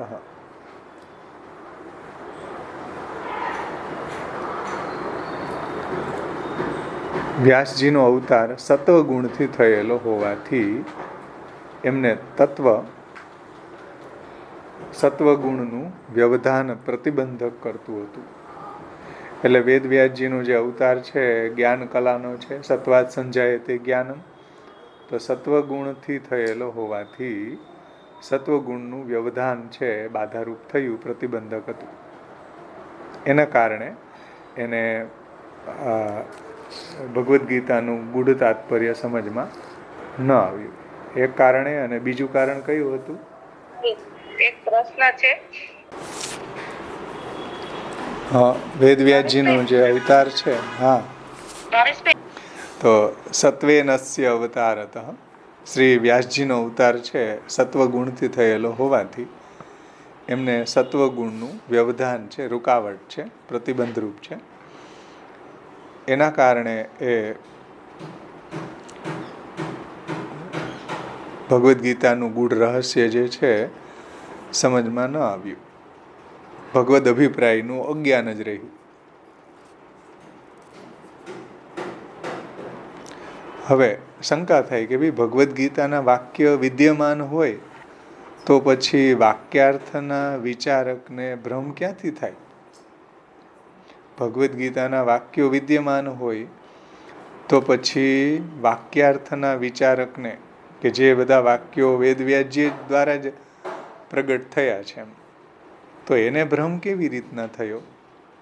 એવી શંકાના સમાધાનમાં કહે છે, એવી શંકાનું સમાધાન કરવા શ્રીમદ આચાર્ય ચરણો કહે છે કે ઈશ વાક્યંતુ તસ્યાપી દુર્બોધમ છે ને. ઈશ વાક્યમિતિ, ભગવદ્ ગીતામાં ઈશ્વરના સર્વજ્ઞ એવા સાક્ષાત ભગવાનના વાક્યો છે કે જે ભગવદ્ વાક્યોનો અતિ ગૂઢ અર્થ ભગવદ્ ભજન વિના કોઈથી પણ સમજી શકાતો નથી. સમજો, ભગવદ્ ભજન વિના ભગવાનના વાક્યોનો ગૂઢ અર્થ કોઈ સમજી શકે નહીં. અને ભગવદ્ ભજન વિના ભાગવતય ન સમજાયું. ભગવાનના ભજન વગર કોઈ અભક્ત ભાગવત વાંચે તો એને ભાગવતય સમજમાં ન આવે. ગમે એટલો વિદ્વાન હોય તો સમજમાં ન આવે. ભક્તને જ ભાગવત સમજમાં આવે, ભગવત ભજનથી જ ભાગવત સમજમાં આવે, અને ભગવત ભજનથી જ ભગવદ્ ગીતા સમજમાં આવે. એવું અહીંયા શ્રી આચાર્યજી કહે છે. જુઓ, ઈશ વાક્યંતુ તસ્યાપી દુર્બોધમ, ભગવાનના વાક્યો કેવા છે? દુર્બોધ છે, એ સમજમાં ન આવે એવા છે. સાક્ષાત ભગવાનના વાક્યો જે છે એ ભગવદ્ વાક્યો અતિ ગૂઢ, ભગવદ્ ભજન વિના કોઈથી પણ સમજી શકાતો નથી એનો ગૂઢાર્થ. વળી શ્રી વ્યાસજીનો અવતાર સત્વાંશના વ્યવધાનથી, અર્થાત સત્વગુણના આચ્છાદનથી અથવા તો સત્વગુણના અંતરાયથી થયો હતો. તેથી ભગવદ્ ગીતાના વાક્યો વિદ્યમાન હોવા છતાં પણ એ વાક્યો સર્વજ્ઞ, નિર્દોષ તથા પૂર્ણ ગુણ એવા જે સર્વસમર્થ ઈશ્વર શ્રી ભગવાન છે તેમણે ઉપદેશ્યા છે. એટલે કે જે નિર્દોષ પૂર્ણ ગુણવાળા પ્રભુ છે, સર્વસમર્થ છે, એવા ભગવાનના વાક્યો છે. અને એ ભગવાનના વાક્યો બધાને માટે દુર્બોધ છે. અને તેથી ઈશ્વરના વાક્યોનો યથાર્થ એટલે ભગવાનને અભિપ્રેત અર્થો, બાકી મનગઢંત અર્થ તો બધાય કાઢી દે એમાંથી. યથાર્થ એનું ગૂઢ તાત્પર્યાર્થ, એ વાક્યોનો યથાર્થ અવબોધ એટલે સાચું જ્ઞાન. યથાર્થ અવબોધ પોતે પ્રથમ ભગવદ્ ભજન કરેલું ન હોવાથી શ્રી વ્યાસજીને પોતાને પણ નિર્મલ સમાધિ યોગ વિના થઈ શક્યો નહોતો. ભગવદ્ ભજન વિના વેદવ્યાસજીને પણ શ્રીમદ ભગવદ્ ગીતાનું ગૂઢ તત્વ સમજાણું ન હતું. નિર્મલ સમાધિ યોગ વિના થઈ શક્યો ન હતો. જ્યારે શ્રી વ્યાસજીએ ભાગવત શાસ્ત્ર દ્વારા શ્રી ભગવાનના ગુણાનુવાદ ગાયા, એટલે ભાગવત દ્વારા જ્યારે પ્રભુની સ્વતઃ પુરુષાર્થ રૂપ પ્રભુની લીલાનું વર્ણન કર્યું, સ્વતઃ ફલરૂપ માનીને લીલાનું વર્ણન કર્યું, અને ભગવાનના જે નામ, રૂપ, ગુણ, લીલા ચરિત્રોને વેદવ્યાસજીએ સ્વતંત્ર પુરુષાર્થ રૂપેણ એનું વર્ણન કર્યું. કોઈના અંગ રૂપે નહીં, કોઈ ધર્મ, અર્થ, કામ, મોક્ષના અંગ રૂપે નહીં, અંગીરૂપ છે. એ રીતે જ્યારે ભગવાનનું વર્ણન કર્યું, મુખ્ય હીરો તરીકે, સાઇડ કેરેક્ટર તરીકે, મહેમાન કલાકાર તરીકે નહીં. સમજણ? તો એ રીતના જ્યારે એને વર્ણન કર્યું ત્યારે એનો જે સત્વનું વ્યવધાન છે એ દૂર થયું.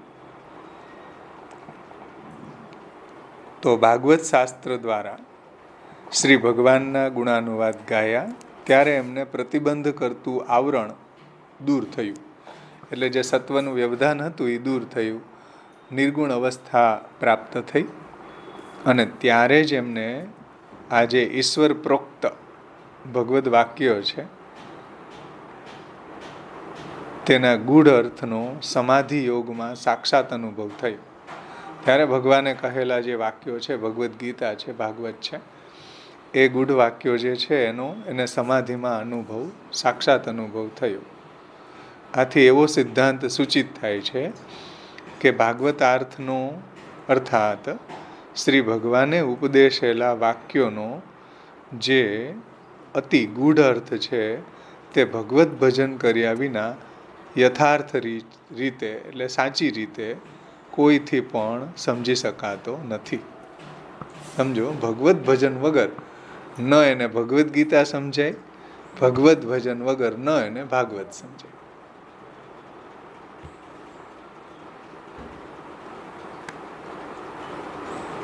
એટલે વિદ્યાવતામ પરીક્ષા ભાગવતે, મોટા મોટા વિદ્વાનોની ભાગવતમાં પરીક્ષા થઈ જાય, સમજ જ ના આવે. આ તો આપણી ઉપર આચાર્ય ચરણોની કૃપા છે કે આ સુબોધનીજી લખ્યું ભાગવતને સમજાવવા માટે, ભાગવતના તત્વને સમજાવવા માટે તત્વાર્થદીપ નિબંધ લખ્યો, શાસ્ત્રા સર્વનિર્ણય લખ્યું કે જેથી કરીને ભાગવતનું ગૂઢ તત્વ સમજમાં આવે. ભાગવતના તત્વને સમજાવવા માટે પુરુષોત્તમ સહસ્ત્રનામ લખ્યું. ભાગવતના ગૂઢ તત્વને સમજાવવા માટે શાસ્ત્રે, સ્કંધે, પ્રકરણે, અધ્યાય 4 અર્થો ભાગવતાર્થ નિબંધમાં લખ્યા. ભાગવતના ગૂઢ તત્વને સમજાવવા માટે વાક્યે, પદે, અક્ષરે 3 અર્થો સુબોધનીજીમાં લખ્યા. સાથે ત્રિવિધ નામાવલી લખી. કેટલા શાસ્ત્રો મહાપ્રભુજીએ ભાગવતને સમજાવવા માટે આપણને આપ્યા. ગ્રંથો ભાગવતને સમજવા માટે પહેલાં આ શાસ્ત્રને સમજો તો ભાગવતનું ગૂઢ રહસ્ય સમજમાં આવે, નહીતર ન આવે. તો મહાપ્રભુજીની આ કેટલી મોટી કૃપા કહેવાય પુષ્ટિજીવો ઉપર કે ભગવાનની વાણી આટલી દુર્બોધ હોવા છતાંય એને મહાપ્રભુજીએ સુબોધ બનાવી. આચાર્ય ચરણો સિવાય કોઈ એને સુબોધ બનાવવા સમર્થ નથી. કેમ કે અર્થમ તસ્ય વિવેચિતું નહીં વિભોર વૈશ્વા નરાદ વાક્પતે દત્વા જ્ઞાનમ કૃપાવલોકન પટુર્યસ્માદ તોહમ મુદા ગૂઢાર્થમ પ્રકટી કરોમી બહુધા વ્યાસસ્ય વિષ્ણુ પ્રિયમ. આ ભાગવતનો ગૂઢ અર્થ અગ્નિ સિવાય, આચાર્ય ચરણો સિવાય કોઈને સમજમાં ન આવે એવો છે. એવું તો મહાપ્રભુજી પોતે કહે છે કે અર્થમ તસ્ય વિવેચિતુમ નહીં વિભોર વૈશ્વાનરાદ વાક્પતે. વાક્પતિ સિવાય આ ભાગવતના ગૂઢ અર્થ કોઈ સમજાવવા સમર્થ નથી. એ સુબોધનીજીની શરૂઆતની 5મી જ કારિકામાં મહાપ્રભુજી આ વાત કરી. અર્થમ તસ્ય વિવેચિતુમ નહીં વિભોર વૈશ્વાનરાદ વાક્પતે અન્યસ્તત્ર વિધાય માનુષમાં વ્યાસવત શ્રીપતિ. જેમ ભગવાને વેદવ્યાસજીને ભાગવતને પ્રગટ કરવા માટે આજ્ઞા કરી, એમ ભગવાને મને ભાગવતનો ગૂઢ અર્થ પ્રગટ કરવા માટે આજ્ઞા કરી. સમજણ? કે જે ભાગવત ગૂઢાર્થ પ્રકાશન પરાયણ શ્રી ભાગવત પિયુષ સમુદ્ર મથનક્ષમ અને દત્વાજ્ઞાનમ કૃપાવલોકન પટુર્યસ્માદ તોહમ મુદા. કે ભાઈ પ્રભુની ઈચ્છા શું છે એ મહાપ્રભુજી જાણી ગયા અને મહાપ્રભુજીને આજ્ઞા કરી કે તમે ભૂતલ ઉપર પ્રગટ થાવ અને આ જે ભાગવત છે એનો ગૂઢ અર્થ પ્રગટ કરો તો દૈવી જીવો બધા એ મારી જે લીલા, નામ, રૂપ, ગુણ, ચરિત્રનું શ્રવણ કરીને એને ફલરૂપ માનીને એ મારા સુધી પહોંચી જાય. અને વેદ કલ્પતરુનું એ ગલિત ફલ છે. વેદ કલ્પતરોર ગલિતમ ફલમ શુકમુખાદ અમૃત દ્રવ સંયુતમ પીવતમ ભાગવતમ રસમ આલયમ. રસનો છલકાતો સાગર છે આલય. રસમ આલયમ મુહુરહો રસિકા ભુવિ ભાવુકા. કે ભાઈ આનું પાન કરો, આને રસરૂપ માનીને એને પીવો, એને ફલરૂપ માનીને એને તમે પાન કરો. અને એ કેવો આલય છે કે આ લયમ, લય એટલે મુક્તિ પણ જ્યાં તુચ્છ બની જાય એવો આલય છે કે મુક્તિની પણ કામના ન રહે એવો રસ છે ભાગવતી. રસમ આલયમ, આલયમ, આ સમંતાત એને પાન કરો, મરણ પર્યંત એનું પાન કરો. આલયમ એટલે મુક્તિ પણ જ્યાં તુચ્છ બની જાય એવો આ સમુદ્ર છે. ભગવાનની લીલાનો જે લહેરાતો સમુદ્ર ભાગવત છે. તો એવું મહાપ્રભુજીએ ભાગવતના મંગલાચરણમાં ભગવાને એવું કહ્યું છે કે ભાઈ ભાગવત રસરૂપ છે, ફલરૂપ છે, સ્વતઃ પુરુષાર્થરૂપ છે, મોક્ષ પણ એની તુલનામાં આવી ન શકે એવું આ ફલ છે. ભાગવતનું શ્રવણ કીર્તન જે છે એ ફલરૂપ છે. એટલે જ્યારે સુખદેવજીએ પરીક્ષિતજીને ભાગવત સંભળાવ્યું ત્યારે બધા દેવતાઓ છે અમૃતનો કુંભ લઈને આવ્યા કે ચાલો આ અમૃત છે, તમે આ પરીક્ષિતજીને પાઈ દો, એ અમર થઈ જાય, અમને તમે ભાગવત આપો. તો સુખદેવજીએ ના પાડી દીધી કે નહીં, તમે એના અધિકારી નથી. દેવતાઓને એમ કહ્યું કે નો એન્ટ્રી. સુખદેવજી પરીક્ષિતજી એના અધિકારી છે એવું સુખદેવજીએ કહી દીધું. અમારે અમૃત નથી જોતું. અમૃતથી તો એનાથી તો અનેક ગણું આ રસરૂપ ભાગવત સુખદેવજી પાસે હતું, જે અમૃત તુચ્છ છે. સમજાણું ને? અમૃત પીને તમે બહુમાં બહુ અમર થઈ જાવ, શું કામનું? ભગવદ રસ પ્રાપ્ત ન થયો તો કાં ભયો સતકલ્પ જીએ, 100 કલ્પો સુધી જીવો તો શું કામનું? એના કરતાં ભલે ને થોડુંક જીવો, પણ આ ભાગવતના રસને ચાખો, રસરૂપ ભાગવતનું પાન કરો. મું રહો રસિકા ભુવિ ભાવુકા, એવી રસરૂપતા ભાગવતની અંદર છે.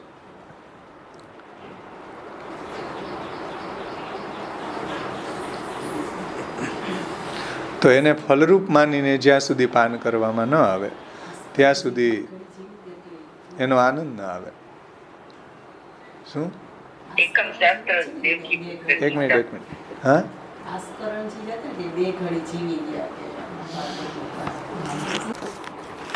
જ્યારે વ્યાસજીએ ભાગવત શાસ્ત્ર દ્વારા શ્રી ભગવાનના ગુણાનુવાદ ગાયા ત્યારે એમને પ્રતિબંધ કરતું આવરણ જે હતું એ દૂર થયું, અને ત્યારે જ એમને આ જે ઈશ્વર પ્રોક્ત એટલે ભગવાને કહેલા વાક્યો, ભગવદ વાક્યો છે, એનો ગૂઢ અર્થનો સમાધિ યોગમાં એટલે સમાધિમાં અનુભવ થયો. આથી એવો સિદ્ધાંત સૂચિત થાય છે કે ભાગવતાર્થનો અર્થાત ભગવાને ઉપદેશેલા વાક્યોનો જે અતિ ગૂઢ અર્થ છે તે ભગવત ભજન કર્યા વિના યથાર્થ રીતે, સાચી રીતે કોઈથી પણ સમજી શકાતો નથી. ભગવત ભજન કર્યાથી જ ભાગવતના અર્થનો યથાર્થ બોધ થઈ શકે છે. સમજાણું ને? ભગવત ભજનથી જ ભાગવતનો ગૂઢ અર્થ સમજમાં આવે. જુઓ ભાગવતાર્થ નિબંધમાં કારિકા 28 થી 39 ને 72 થી 83. વેદવ્યાસજીને ભગવત કૃપાથી નારદ ઉપદેશ દ્વારા સત્સંગે ભગવદ્ ગુણાનુવાદનું ગાન થવાથી ભગવદી થવા રૂપી ફલ પ્રાપ્ત થયું છે. એટલે વેદવ્યાસજી છે એ સરસ્વતીના કિનારા ઉપર ઉદ્વિગ્ન મનવાળા અને ત્યાં બેઠા હતા, ને એ સમયે નારદજી ત્યાં આવે અને નારદજી એને આ બધો ઉપદેશ આપ્યો કે ભાઈ તમે એટલું બધું શાસ્ત્ર પ્રગટ કર્યું છતાં પણ તમારો અંતરાત્મા જે છે હજી સંતુષ્ટ લાગતો નથી. એને અહીંયા જે કહ્યું ને કે અંતરાત્મા જે સંતોષ ન થયો એનું કારણ એ છે કે તમે પ્રભુનું ભજન નથી કર્યું, પ્રભુનું સ્વતઃ પુરુષાર્થ રૂપ ગુણગાન ગાયું નથી. અને આવું બધું જ્યારે નારદજીએ પોતાનું ઉપાખ્યાન કીધું કે જુઓ મને ભગવાનની ભક્તિથી એક જ જન્મમાં ભગવત પ્રાપ્તિ થઈ ગઈ, એટલે તમે સ્વતંત્ર ભક્તિનું વર્ણન ક્યાંય કર્યું નથી. અને પછી નારદજીએ આ બધો ઉપદેશ આપ્યો, નારદજીએ પોતાનું દ્રષ્ટાંત આપીને પોતાના પૂર્વજન્મનું ઉપાખ્યાન કહ્યું. અને પછી જ્યારે નારદજી ગયા ને પછી વેદવ્યાસજીએ પ્રભુનું એ રીતના ધ્યાન કર્યું, પ્રભુનું સમાધિ યોગમાં એને આ બધી લીલાનું દર્શન થયું. અને પછી એને ભાગવતને પ્રગટ કર્યું, શ્રીમદ ભાગવત પ્રગટ થયું. પછી તો સત્વનું વ્યવધાન એનું દૂર થયું ભગવત ભજનથી. સ્વતંત્ર પુરુષાર્થ રૂપ જે ભક્તિ છે એનાથી એનું સત્વનું વ્યવધાન દૂર થયું, નિર્ગુણ અવસ્થા આવી, ત્યારે એને આ ગૂઢ અર્થ સમજમાં આવ્યો. એમાં 130માં પેજ ઉપર ફૂટનોટમાં નીચે પણ આપ્યું છે કે આ અસંતોષ સ્વરૂપાચ્છાદક સત્વગુણના વ્યવધાનને લીધે થયો છે. આ અંતરાય ભગવદ ઈચ્છાથી નિવૃત્ત થયો અને પછી એમણે ભગવત પ્રોક્ત અર્થનો સાક્ષાત અનુભવ કરીને ભાગવત પ્રગટ કર્યું.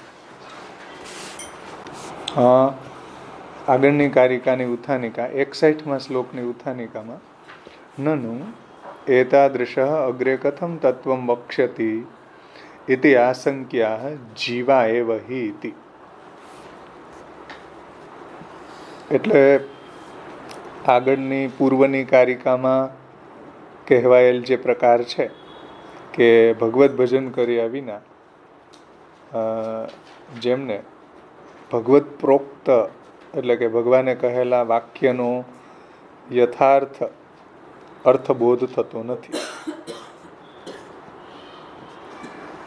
એવા વ્યાસજી આગળ તો પછી આગળ ભાગવત અને બ્રહ્મસૂત્રના તત્વનો ઉપદેશ કેવી રીતના કરી શકશે?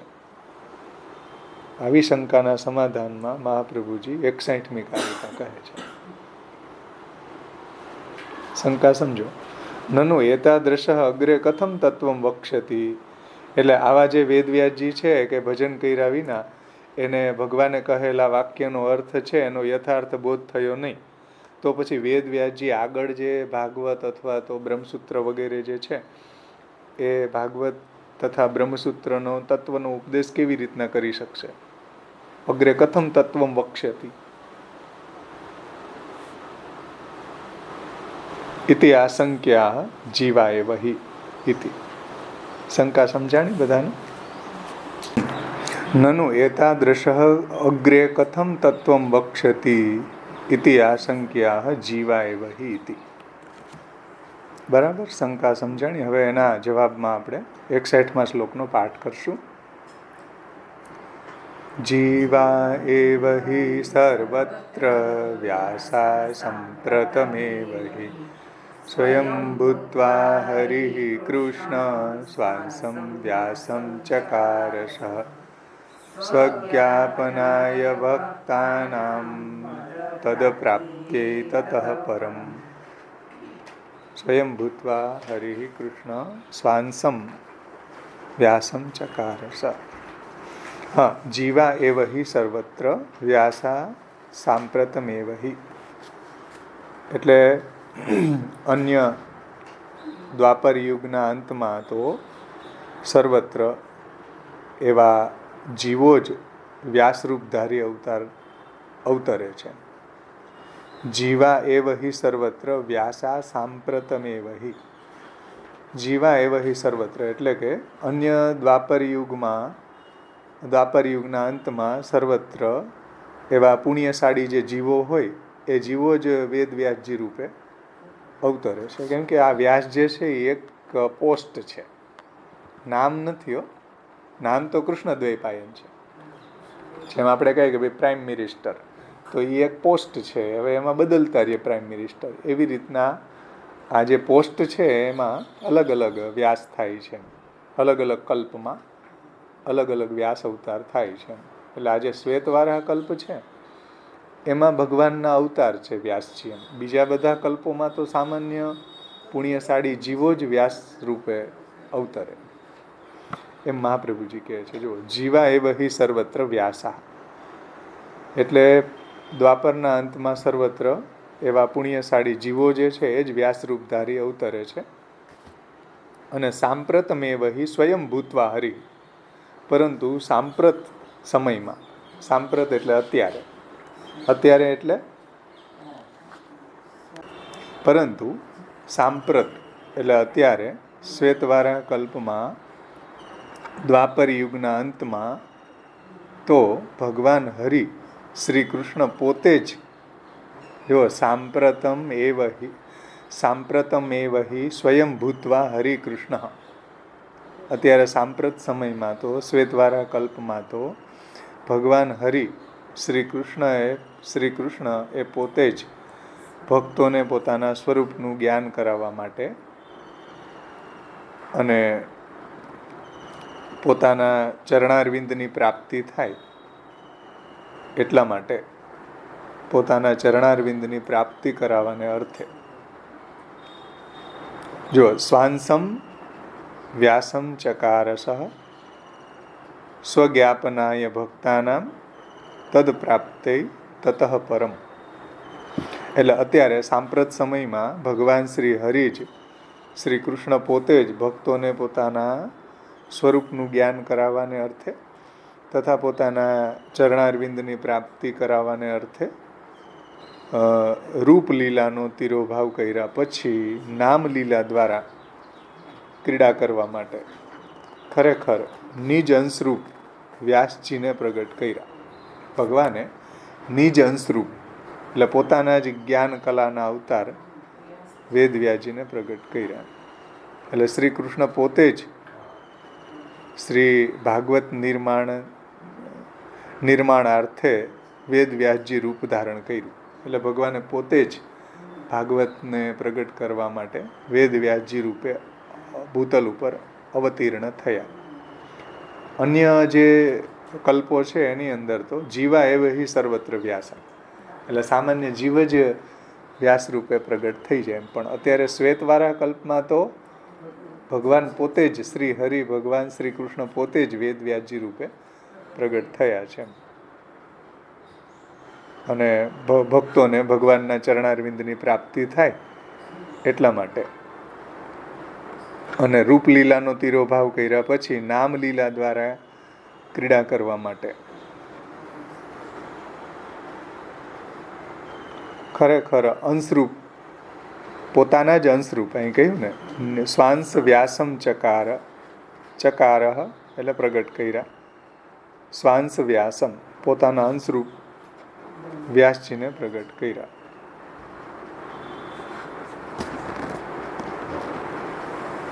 હવે બ્રજભાષા જુઓ. એમાં भगवत भजन बिना जिनको भगवत प्रोक्त वाक्य को अर्थबोध नहीं भयो है, ऐसे व्यास जी भागवत तथा ब्रह्मसूत्र के तत्व को उपदेश कैसे કરી सकेंगे. આ જ આપણે જોયું ઉત્થાનિકા જોઈ ને કે ભાઈ ભગવત ભજન વિના ભગવાને કહેલા જે વાક્યો છે એનો અર્થબોધ જો એને ન થયો હોય ભગવદ્ ગીતાનો, તો પછી વ્યાસજી છે ભાગવત અને બ્રહ્મસૂત્રના તત્વનો ઉપદેશ કેવી રીતના કરી શકશે. આવી શંકાના સમાધાનમાં શ્રી આચાર્ય ચરણો 61મી કારિકા કહે છે,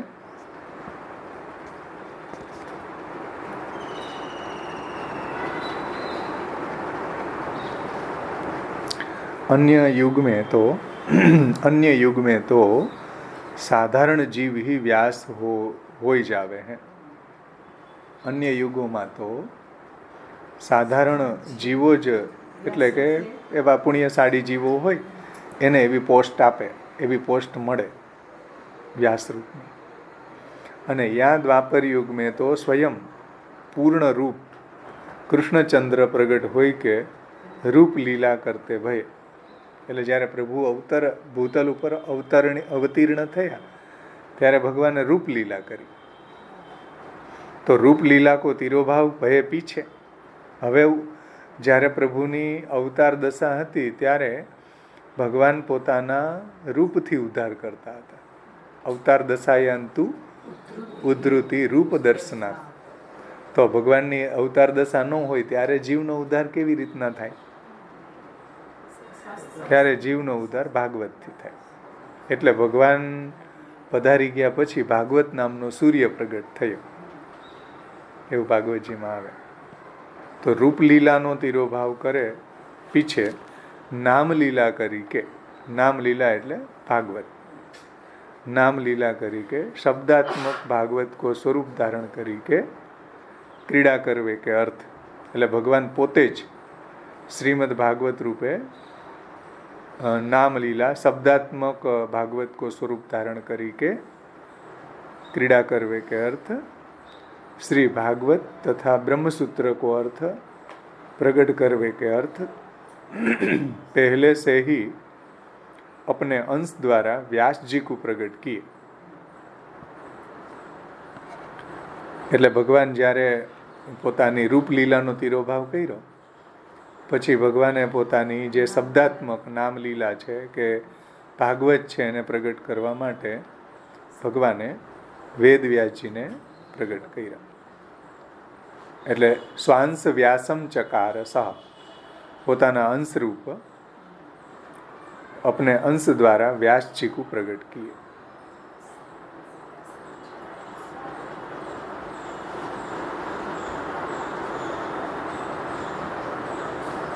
और वेद पुराण विद्यमान ही है तो जीव हु धर्म निर्णय करी सकते हते, ये शंका नहीं करनी।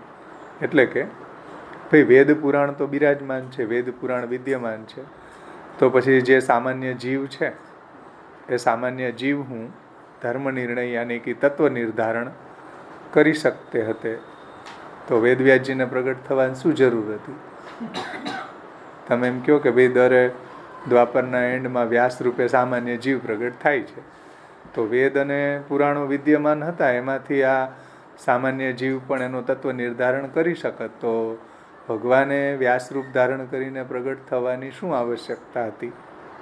આવી કોઈ શંકા કરે તો એના જવાબમાં શ્રી મહાપ્રભુજી આજ્ञा કરે છે કે जा विषय में भगवद अवतार ऐसे व्यास जी को हूँ अज्ञान है, तहाँ जीव की यानी जीव रूप अन्य व्यासन की कहाँ गति हुई। समझो, भगवान ना ज्ञान अवतार वेद व्यास जी ने पण जो आमा भगवद गीताનું ગૂઢ તત્વ ન સમજાણું હોય અને વેદ અને પુરાણોનું જે તાત્પર્ય ભગવદ્ ગીતામાં ભગવાને સમજાવ્યું છે ગૂઢ રીતે, એ જો એનાથી અજ્ઞાત હોય, ભગવાનના જ્ઞાનાવતાર જો ક્લીન બોર્ડ હોય તો પછી સામાન્ય જીવ વ્યાસ થયો હોય તો એની શું ગતિ થાય? સમજો, ભગવાનના જ્ઞાનાવતાર વેદ વ્યાસજીની આ પરિસ્થિતિ હોય તો સામાન્ય જીવ જે વેદ વ્યાસ રૂપે અન્ય કલ્પોમાં પ્રગટ થાય એ હોત અત્યારે શ્વેતવારા કલ્પમાં સામાન્ય જીવ, તો કાંઈ એટલે કાંઈ સમજ જ ન આવે ને। વેદ વ્યાસજી જો એમાં અજ્ઞાન, વેદ વ્યાસજીને અજ્ઞાન રહેતું હોય તો સામાન્ય જીવને ક્યાંથી સમજમાં આવે? જ્યાં વિષય મેં ભગવદ અવતાર ऐसे व्यास जी को हूँ अज्ञान है, तहाँ जीवन की यानी जीव रूप अन्य व्यासन की कहाँ गति हुई। ये बात व्यास जी ने भागवत में कही है અને આ વાત વેદ વ્યાસજીએ શ્રીમદ ભાગવતમાં કही છે कि मेरे भारत के मिस्सो वेद को अर्थ दिखायो। मैंने એટલે મેં મહાભારતના મિસથી એટલે મહાભારતને પ્રગટ કરીને વેદનો અર્થ સમજાવ્યો એમ કે ભાઈ વેદ જે છે એમાં જે સાધનો બતાવ્યા મોક્ષ પ્રાપ્ત કરાવનારા એવા જે સાધનો છે એને મેં મહાભારતમાં પણ પ્રગટ કર્યા કે જેનાથી સ્ત્રી શૂદ્રોનો પણ ઉદ્ધાર થાય। તો मैंने भारत के मिस्सो वेद को अर्थ दिखायो, ભારતના બહાને वेदनु अर्थ प्रगट કર્યો। જ્યાં भारत में स्त्री शूद्रादिकन को हूँ वर्णन लिख्यो है, ऐसो भारत हूँ मैंने बनायो કે જેમાં સ્ત્રી શૂદ્રનો પણ ઉદ્ધાર થાય એવા પણ સાધનો બતાવ્યા, ધર્માર્થ કામ મોક્ષ। પરંતુ મેરે આત્મા સંતુષ્ટ નહીં ભયો, તો પણ મારો આત્મા છે સંતુષ્ટ ન થયો। આ ચતુર્થ અધ્યાયમાં ભગવાન વેદવ્યાસજી કહે છે, ભાગવતના પ્રથમ સ્કંદ ચોથો અધ્યાય, એમાં નારદજીને કહે છે વેદવ્યાસજી કે ભાઈ આટલું બધું મેં ગ્રંથો પ્રગટ કર્યા, વેદના 4 ભાગ કર્યા અને એક પુરાણ જે કરોડો શ્લોકોનું હતું એમાંથી આ કમ્પાઇલેશન કર્યું 4 લાખ જે 17 પુરાણોમાં, પછી સ્ત્રી શૂદ્ર દ્વિજ બંધુના ઉદ્ધાર માટે મહાભારત પ્રગટ કર્યું, છતાં પણ હજી મને સંતોષ નથી થયો। મારો અંતરાત્મા હજી કંઈક ડંખે છે, હજી કંઈક એમાં ઉણપ લાગે છે, હજી એમાં કંઈક પણ લાગે છે. તો તા પીછે ભગવત ભજન દ્વારા જબ ભગવાન પ્રસન્ન ભયે તબ ભગવદ ઈચ્છા સો વ્યવધાન કરવે વાળો સત્વગુણ દૂર ભયો. એટલે ભગવાનનું ભજન કરવાથી એનું જે સત્વગુણનું છે વ્યવધાન એ દૂર થઈ. કેમ કે ભગવાને પણ ભગવદ્ ગીતામાં કહ્યું છે કે મામ ચ યો અવ્યભિચારેણ ભક્તિ યોગેન સેવતે સગુણાન સમતિત્ય ત્યાન બ્રહ્મભૂયાએ કલ્પતે. મારી કોઈ અનન્ય ભક્તિ કરે તો એ ત્રણેય ગુણોથી પર થઈને નિર્ગુણ બની જાય. તો એ જે સત્વ ભગવાનના ભજનના કારણે આ જે સત્વગુણનું વ્યવધાન હતું એ દૂર થયું. તબ શ્રી ભાગવત પ્રગટ કયો અને પછી ભાગવતનું એને અનુભવ થયો સમાધિમાં. સો ભાગવત ભગવાન કો રૂપ જતાવે કે અર્થ તથા ભગવત પદ કી પ્રાપ્તિ કરવે કે અર્થ પ્રગટ ભયો. અને એ જ ભાગવત છે ભગવાનના નામ રૂપ ગુણ લીલા ચરિત્રોનું વર્ણન કરતું, ભગવાનની લીલાનો છલકાતો સાગર એ ભાગવત પ્રગટ થયો. અને એના દ્વારા ભગવત પદની ભગવાનના ચરણારવિંદની પ્રાપ્તિ થઈ શકે. આજે પણ કલિયુગના જીવોને પણ ભગવાનના ચરણ કમળની પ્રાપ્તિ થઈ શકે. એટલે મહાપ્રભુજી સર્વનિર્ણયમાં આજ્ઞા કરી છે કે બાહ્યાભ્યાંતર ભેદેન રૂપે ભેદદ્વયમ મતમ તતસ્ત્રેધા નામ નિશ્ચૈકમ. ભગવાનના બે રૂપ છે, એક બાહ્ય અને એક આભ્યંતર, અને એક ત્રીજું રૂપ છે નામાત્મક ભાગવત. 3 સ્વરૂપો મહાપ્રભુજી બતાવ્યા. બાહ્યાભ્યાંતર ભેદેન રૂપે ભેદદ્વયમ મતમ. રૂપમાં 2 ભેદ છે, બાહ્ય અને આભ્યંતર. અને ત્રીજું તતસ્ત્રેધા નામ નિશ્ચૈકમ, અને ત્રીજું ભગવાનનું નામાત્મક સ્વરૂપ ભાગવત છે. તો ભાગવતનું પણ કોઈ અવલંબન કરે તો પણ એને ભગવાનના ચરણ કમળની પ્રાપ્તિ અત્યારે કલિકાલમાં થઈ શકે. સમજ્યા? અહીંયા આપણો 61મી કારિકા સંપન્ન થઈ. થોડું આવરણ ભંગ છે એ પણ લઈ લઈએ આપણે. આવરણ ભંગમાં 132 પેજ ઉપર નીચેનો પેરા. શંકા. ભગવત ભજન કર્યા વિના જેમને ભગવત પ્રોક્ત વાક્યના અર્થનો યથાર્થ અવબોધ થયો નહીં એવા વેદવ્યાસજી અગ્રે શ્રી ભાગવતજીનો અને બ્રહ્મસૂત્રના તત્વનો ઉપદેશ કેવી રીતના કરી શકશે? આ શંકા થાય તો એનું સમાધાન કરવા શ્રીમદ આચાર્ય ચરણો કહે છે કે જીવા એવ હિ સર્વત્ર. એ કારિકા 61મી છે. જીવા એવ હિ સર્વત્ર વ્યાસા સાંપ્રતમેવ હિ સ્વયં ભૂત્વા હરિ કૃષ્ણ સ્વાંસ વ્યાસમ ચકારસઃ સ્વજ્ઞાપનાય ભક્તાનાં પદ પ્રાપ્તૈ તતઃ પરમ.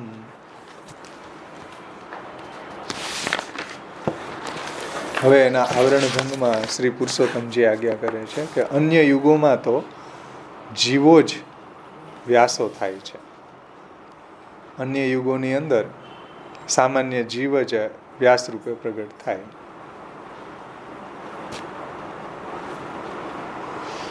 એમાં નીચે જુઓ એનું યુગોની અંદર સમજાયું છે કે ભાઈ યુગ ભેદે વ્યાસ ભેદ. અર્થાત પ્રત્યેક યુગના દ્વાપર યુગને અંતે વ્યાસ બદલાય છે. એટલે વેદવ્યાસજીનો અવતાર તો થાય છે પણ બદલાઈ જાય છે. આ વ્યાસ એક પોસ્ટ છે, નામ નથી. બધા વ્યાસ બદલાય છે. એમ આ શ્વેતવારા કલ્પમાં કૃષ્ણદ્વૈપાયન હતા. વિષ્ણુ પુરાણના 3જા અંશના 3જા અધ્યાયમાં આ વૈવસ્વત મન્વંતરના 28 દ્વાપર યુગના 28 વ્યાસ થયા. સમજો, આ અત્યારે વૈવસ્વત મન્વંતર ચાલે. શ્વેતવારા કલ્પમાં વૈવસ્વત મન્વંતરે અને એમાં 28મો દ્વાપર ગયો. હમણાં 28મો કલયુગ આવ્યો. સમજણ? 1000 વાર જાશે ને તઈએ એક કલ્પ થશે. આ દૈનંદિન કલ્પ, એક દિવસ બ્રહ્માજીનો પૂરો થશે. એમાં હજી 28મો જ છે. અને 28મા કલયુગના હજી 5500 વર્ષ જ ગયા છે. 4,32,000 વર્ષનો છે, એટલે બહુ ટેન્શન નહીં લેતા. કલયુગ છે.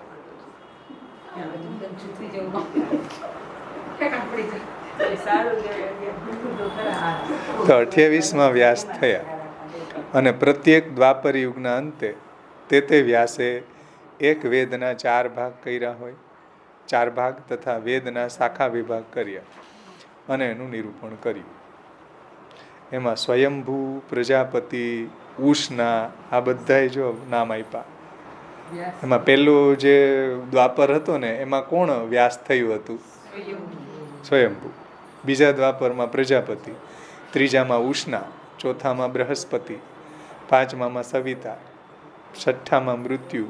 એવી રીતના ઇન્દ્ર, વશિષ્ઠ, સારસ્વત, પછી ત્રિધામ, પછી ત્રિવૃષ, ભારદ્વાજ, અંતરિક્ષ, ધર્મી અને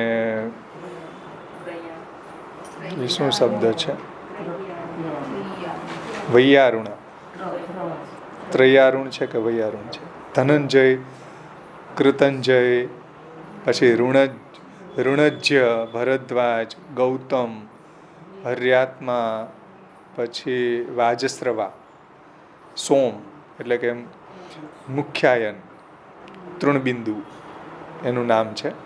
પછી ભાર્ગવ એટલે ઋષિ વાલ્મીકી, અને શક્તિ વ્યાસ, અને હું હવે આવ્યું 26માં હું પરાશર વ્યાસ, અને 27માં જાતુકર્ણ, અને 28માં દ્વાપરમાં કૃષ્ણદ્વૈપાયન. 28મો જે શ્વેતવારા કલ્પની અંદર 28મો દ્વાપર અત્યારે જે ચાલે ને એમાં ભગવાનનો જ્ઞાન અવતાર કૃષ્ણદ્વૈપાયન થયા. બીજા બધામાં તો આ બધા ઉપર જણાવેલા જીવો હોય એમ. 28 પુરાતન વ્યાસ 28 દ્વાપર યુગમાં થયા છે. જ્યારે આ દ્વાપર યુગના વ્યાસ મારા પુત્ર કૃષ્ણદ્વૈપાયનના વ્યાસપદનો સમય પૂરો થશે ત્યારે હવે પછી થનારા દ્વાપર યુગમાં દ્રોણી નામના વ્યાસ થશે. એવું કુર્મ પુરાણમાં આટલો વિશેષ કહ્યું છે. ઉપર જે વર્ણવ્યું છે કયું પુરાણમાં કહ્યું છે?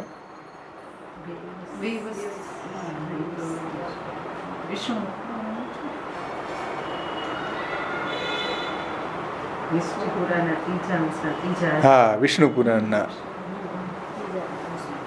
એવું કહ્યું ને. પણ હજી એમાં વિશેષ જે આગળનું પણ અહીંયા કહી દીધું છે. જુઓ, ફ્યુચરમાં જે થવાના છે કૃષ્ણદ્વૈપાયન પછી એનું પણ અહીંયા કહી દીધું. જો છે ને, દ્રોણી નામના વ્યાસ થશે એવું કુર્મ પુરાણમાં આટલું વિશેષ કહ્યું છે. 12મા દ્વાપરમાં સતતેજા વ્યાસ, 13માં ધર્મ વ્યાસ, એ રીતના અહીંયા બધા વ્યાસોને કહ્યા છે. ચલો ઉપર. અન્ય યુગોમાં જીવો જ વ્યાસ રૂપે થાય છે, એ બધાના નામ આપણે બોલી ગયા.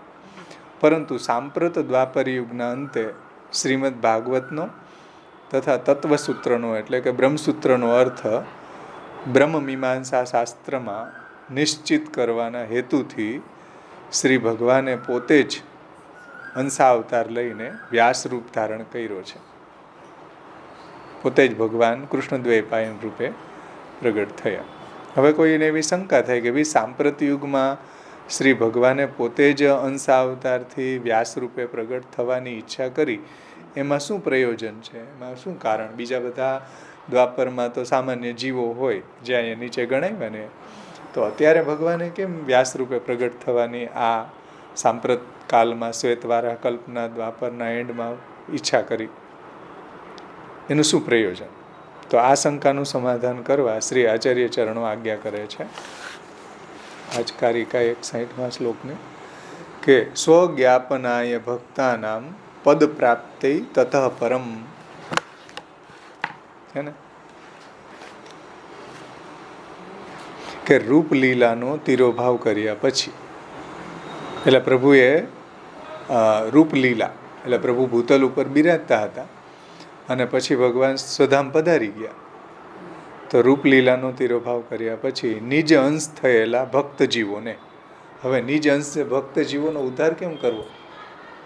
આ રૂપ ભગવાન જ્યારે બિરાજતા તો પ્રભુ પોતાના પ્રમેય બલથી, પોતાના સ્વરૂપ બલથી ઉદ્ધાર કરતા હતા. અને હવે એ ઉદ્ધારની પરંપરા ચાલુ રાખવી છે તો શું કરવું? કેમ કે ભગવાનની અનવતાર દશામાં ભક્ત જીવો તો હશે, એનો કેમ ઉદ્ધાર કરવો?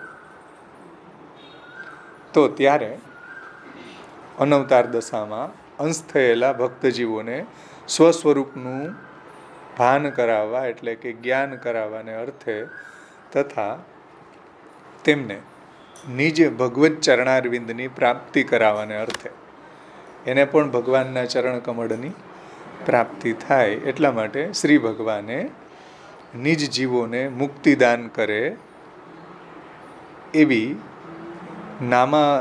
નામ લીલાથી ક્રીડા કરવાની ઈચ્છા કરી. પ્રભુએ રૂપ લીલા કરી અને પછી અત્યારે પ્રભુએ નામ લીલાથી ક્રીડા કરવી છે, એટલે ભાગવતને પ્રગટ કરવું. ભાગવત ભગવાનનું નામાત્મક સ્વરૂપ છે, સમજો. ભાગવત છે પ્રભુનું નામાત્મક સ્વરૂપ છે અને નામ લીલાથી ક્રીડા ભગવાનને કરવી છે અત્યારે, એટલે ભાગવત પ્રગટ થયું. અને એનાથી ભગવાનના ચરણારવિંદની પ્રાપ્તિ આધુનિક જીવોને થાય છે.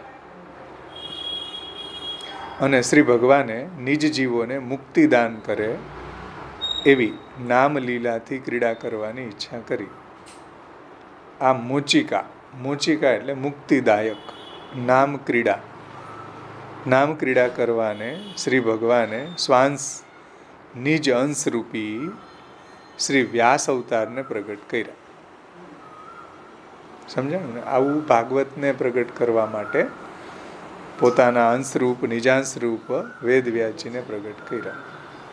અન્ય દ્વાપર યુગમાં જીવો જ વ્યાસ થયા છે, પરંતુ હમણાં ચાલતા આ દ્વાપર યુગમાં તો ભગવાન શ્રી કૃષ્ણ જે રૂપલીલા કરીને ક્રીડા કરતા હતા, તે ભગવાન શ્રી કૃષ્ણએ પોતે રૂપલીલાનું તિરોધાન કર્યા પછી મોચિકા એટલે કે મુક્તિદાયક નામ લીલાએ કરીને ક્રીડા કરવાને સર્વોદ્ધાર કરે. સર્વોદ્ધાર એટલે અહીંયા ભક્તોદ્ધાર. સર્વોદ્ધાર એટલે નિમંત્રિતા બ્રાહ્મણા ભોજયિતવ્યા. સર્વનો અર્થ આખા દુનિયાની વાત નથી. સર્વ એટલે અહીંયા નિમંત્રિતા, ભક્તોદ્ધાર. ભક્તોદ્ધાર કરે એવું, એટલે બધા ભક્તોનો ઉદ્ધાર થાય એવું નિજ નામાત્મક શ્રી ભાગવતનું સ્વરૂપ ધારણ કર્યું ભગવાને પોતે જ. જુઓ, ભગવાન પોતે જ શ્રીમદ ભાગવત રૂપે પ્રગટ થયા. આવું નામ લીલાનું સ્વરૂપ ભગવાને જ ધારણ કર્યું છે. જે સાક્ષાત ભાગવત છે, સાક્ષાત પ્રભુનું જ રૂપ છે. દયા પ્રીતમ શ્રીજી શ્રી ભાગવત એક જ રૂપ છે બંને, એક જ રૂપ છે બંને. નિસ્પૃહ તેનો અભ્યાસ કરવાથી જીવન મુક્તિને સંધે. ઓ ભાઈ રે, ભાગવત ભણીને શું કીધું હે ને? દયારામભાઈ કીધું કે ભાઈ શ્રીજી અને ભાગવત બે એક જ રૂપ છે. અને જો નિસ્પૃહ, કોઈ જાતની કામના વગર, સ્પૃહા વગર જો એનો અભ્યાસ કરવામાં આવે તો એ જીવન મુક્તિને સંધે, એ ભગવાનની પ્રાપ્તિ કરાવનારું છે. આ ભગવાન નામાત્મક શ્રીમદ ભાગવતનું સ્વરૂપ એવું છે કે એનું સેવન કરીને આ કલિકાલમાં ભગવાનની નામલીલાનો અનુભવ કરીને, કે જુઓ ભગવાનની આ નામલીલા કેવી છે. ઓલી જે રૂપલીલા હતી એ જ રૂપલીલાનું વર્ણન શ્રીમદ ભાગવતમાં નામલીલા રૂપે ભાગવત પ્રગટ થયું છે. અને કલિયુગમાં ભગવાનની નામાત્મક લીલાનો અનુભવ કરીને સર્વ કોઈ જીવ યથા કથનચિત ભગવત સંબંધ પ્રાપ્ત કરીને, એટલે આ નામલીલા દ્વારા એને પ્રભુનો સંબંધ પ્રાપ્ત થાય છે. યથા કથનચિત, એમાં જે અધિકારી જીવો છે, પ્રભુએ જેનું દૈવી જીવ તરીકે વર્ણન કરેલું છે, એવા જે ભક્તો છે એને ભગવત સંબંધ પ્રાપ્ત કરીને આ ભવસાગરને તરી શકે છે. આ ભાગવત રૂપી નામ લીલા દ્વારા આ ભવસાગર, એટલો જે વિશાળ ભવસાગર છે, એને પણ તરી જાય છે. એવું આ ભાગવત છે. અને શ્રીમદ ભાગવત તત્વ પ્રગટ કરવાને શ્રી ભગવાને દ્વૈપાયન વ્યાસને સત્વરૂપે અંશા અવતારે કરીને પ્રગટ કર્યા.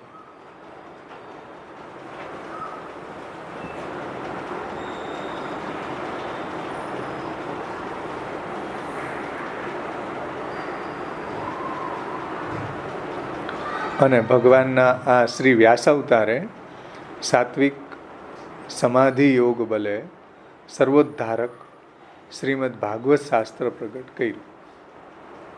આ શ્રીમદ ભાગવત આદિ શાસ્ત્ર દ્વારા નામ લીલાએ કરીને શ્રી ભગવાને સર્વ કોઈ જીવને મુક્તિદાન કરે એવી મોચિકા ક્રીડા કરી. મોચિકા એટલે મોક્ષ પ્રદાન કરનારી નામ લીલા. નામ લીલાનું આ ભાગવત પ્રગટ કર્યું.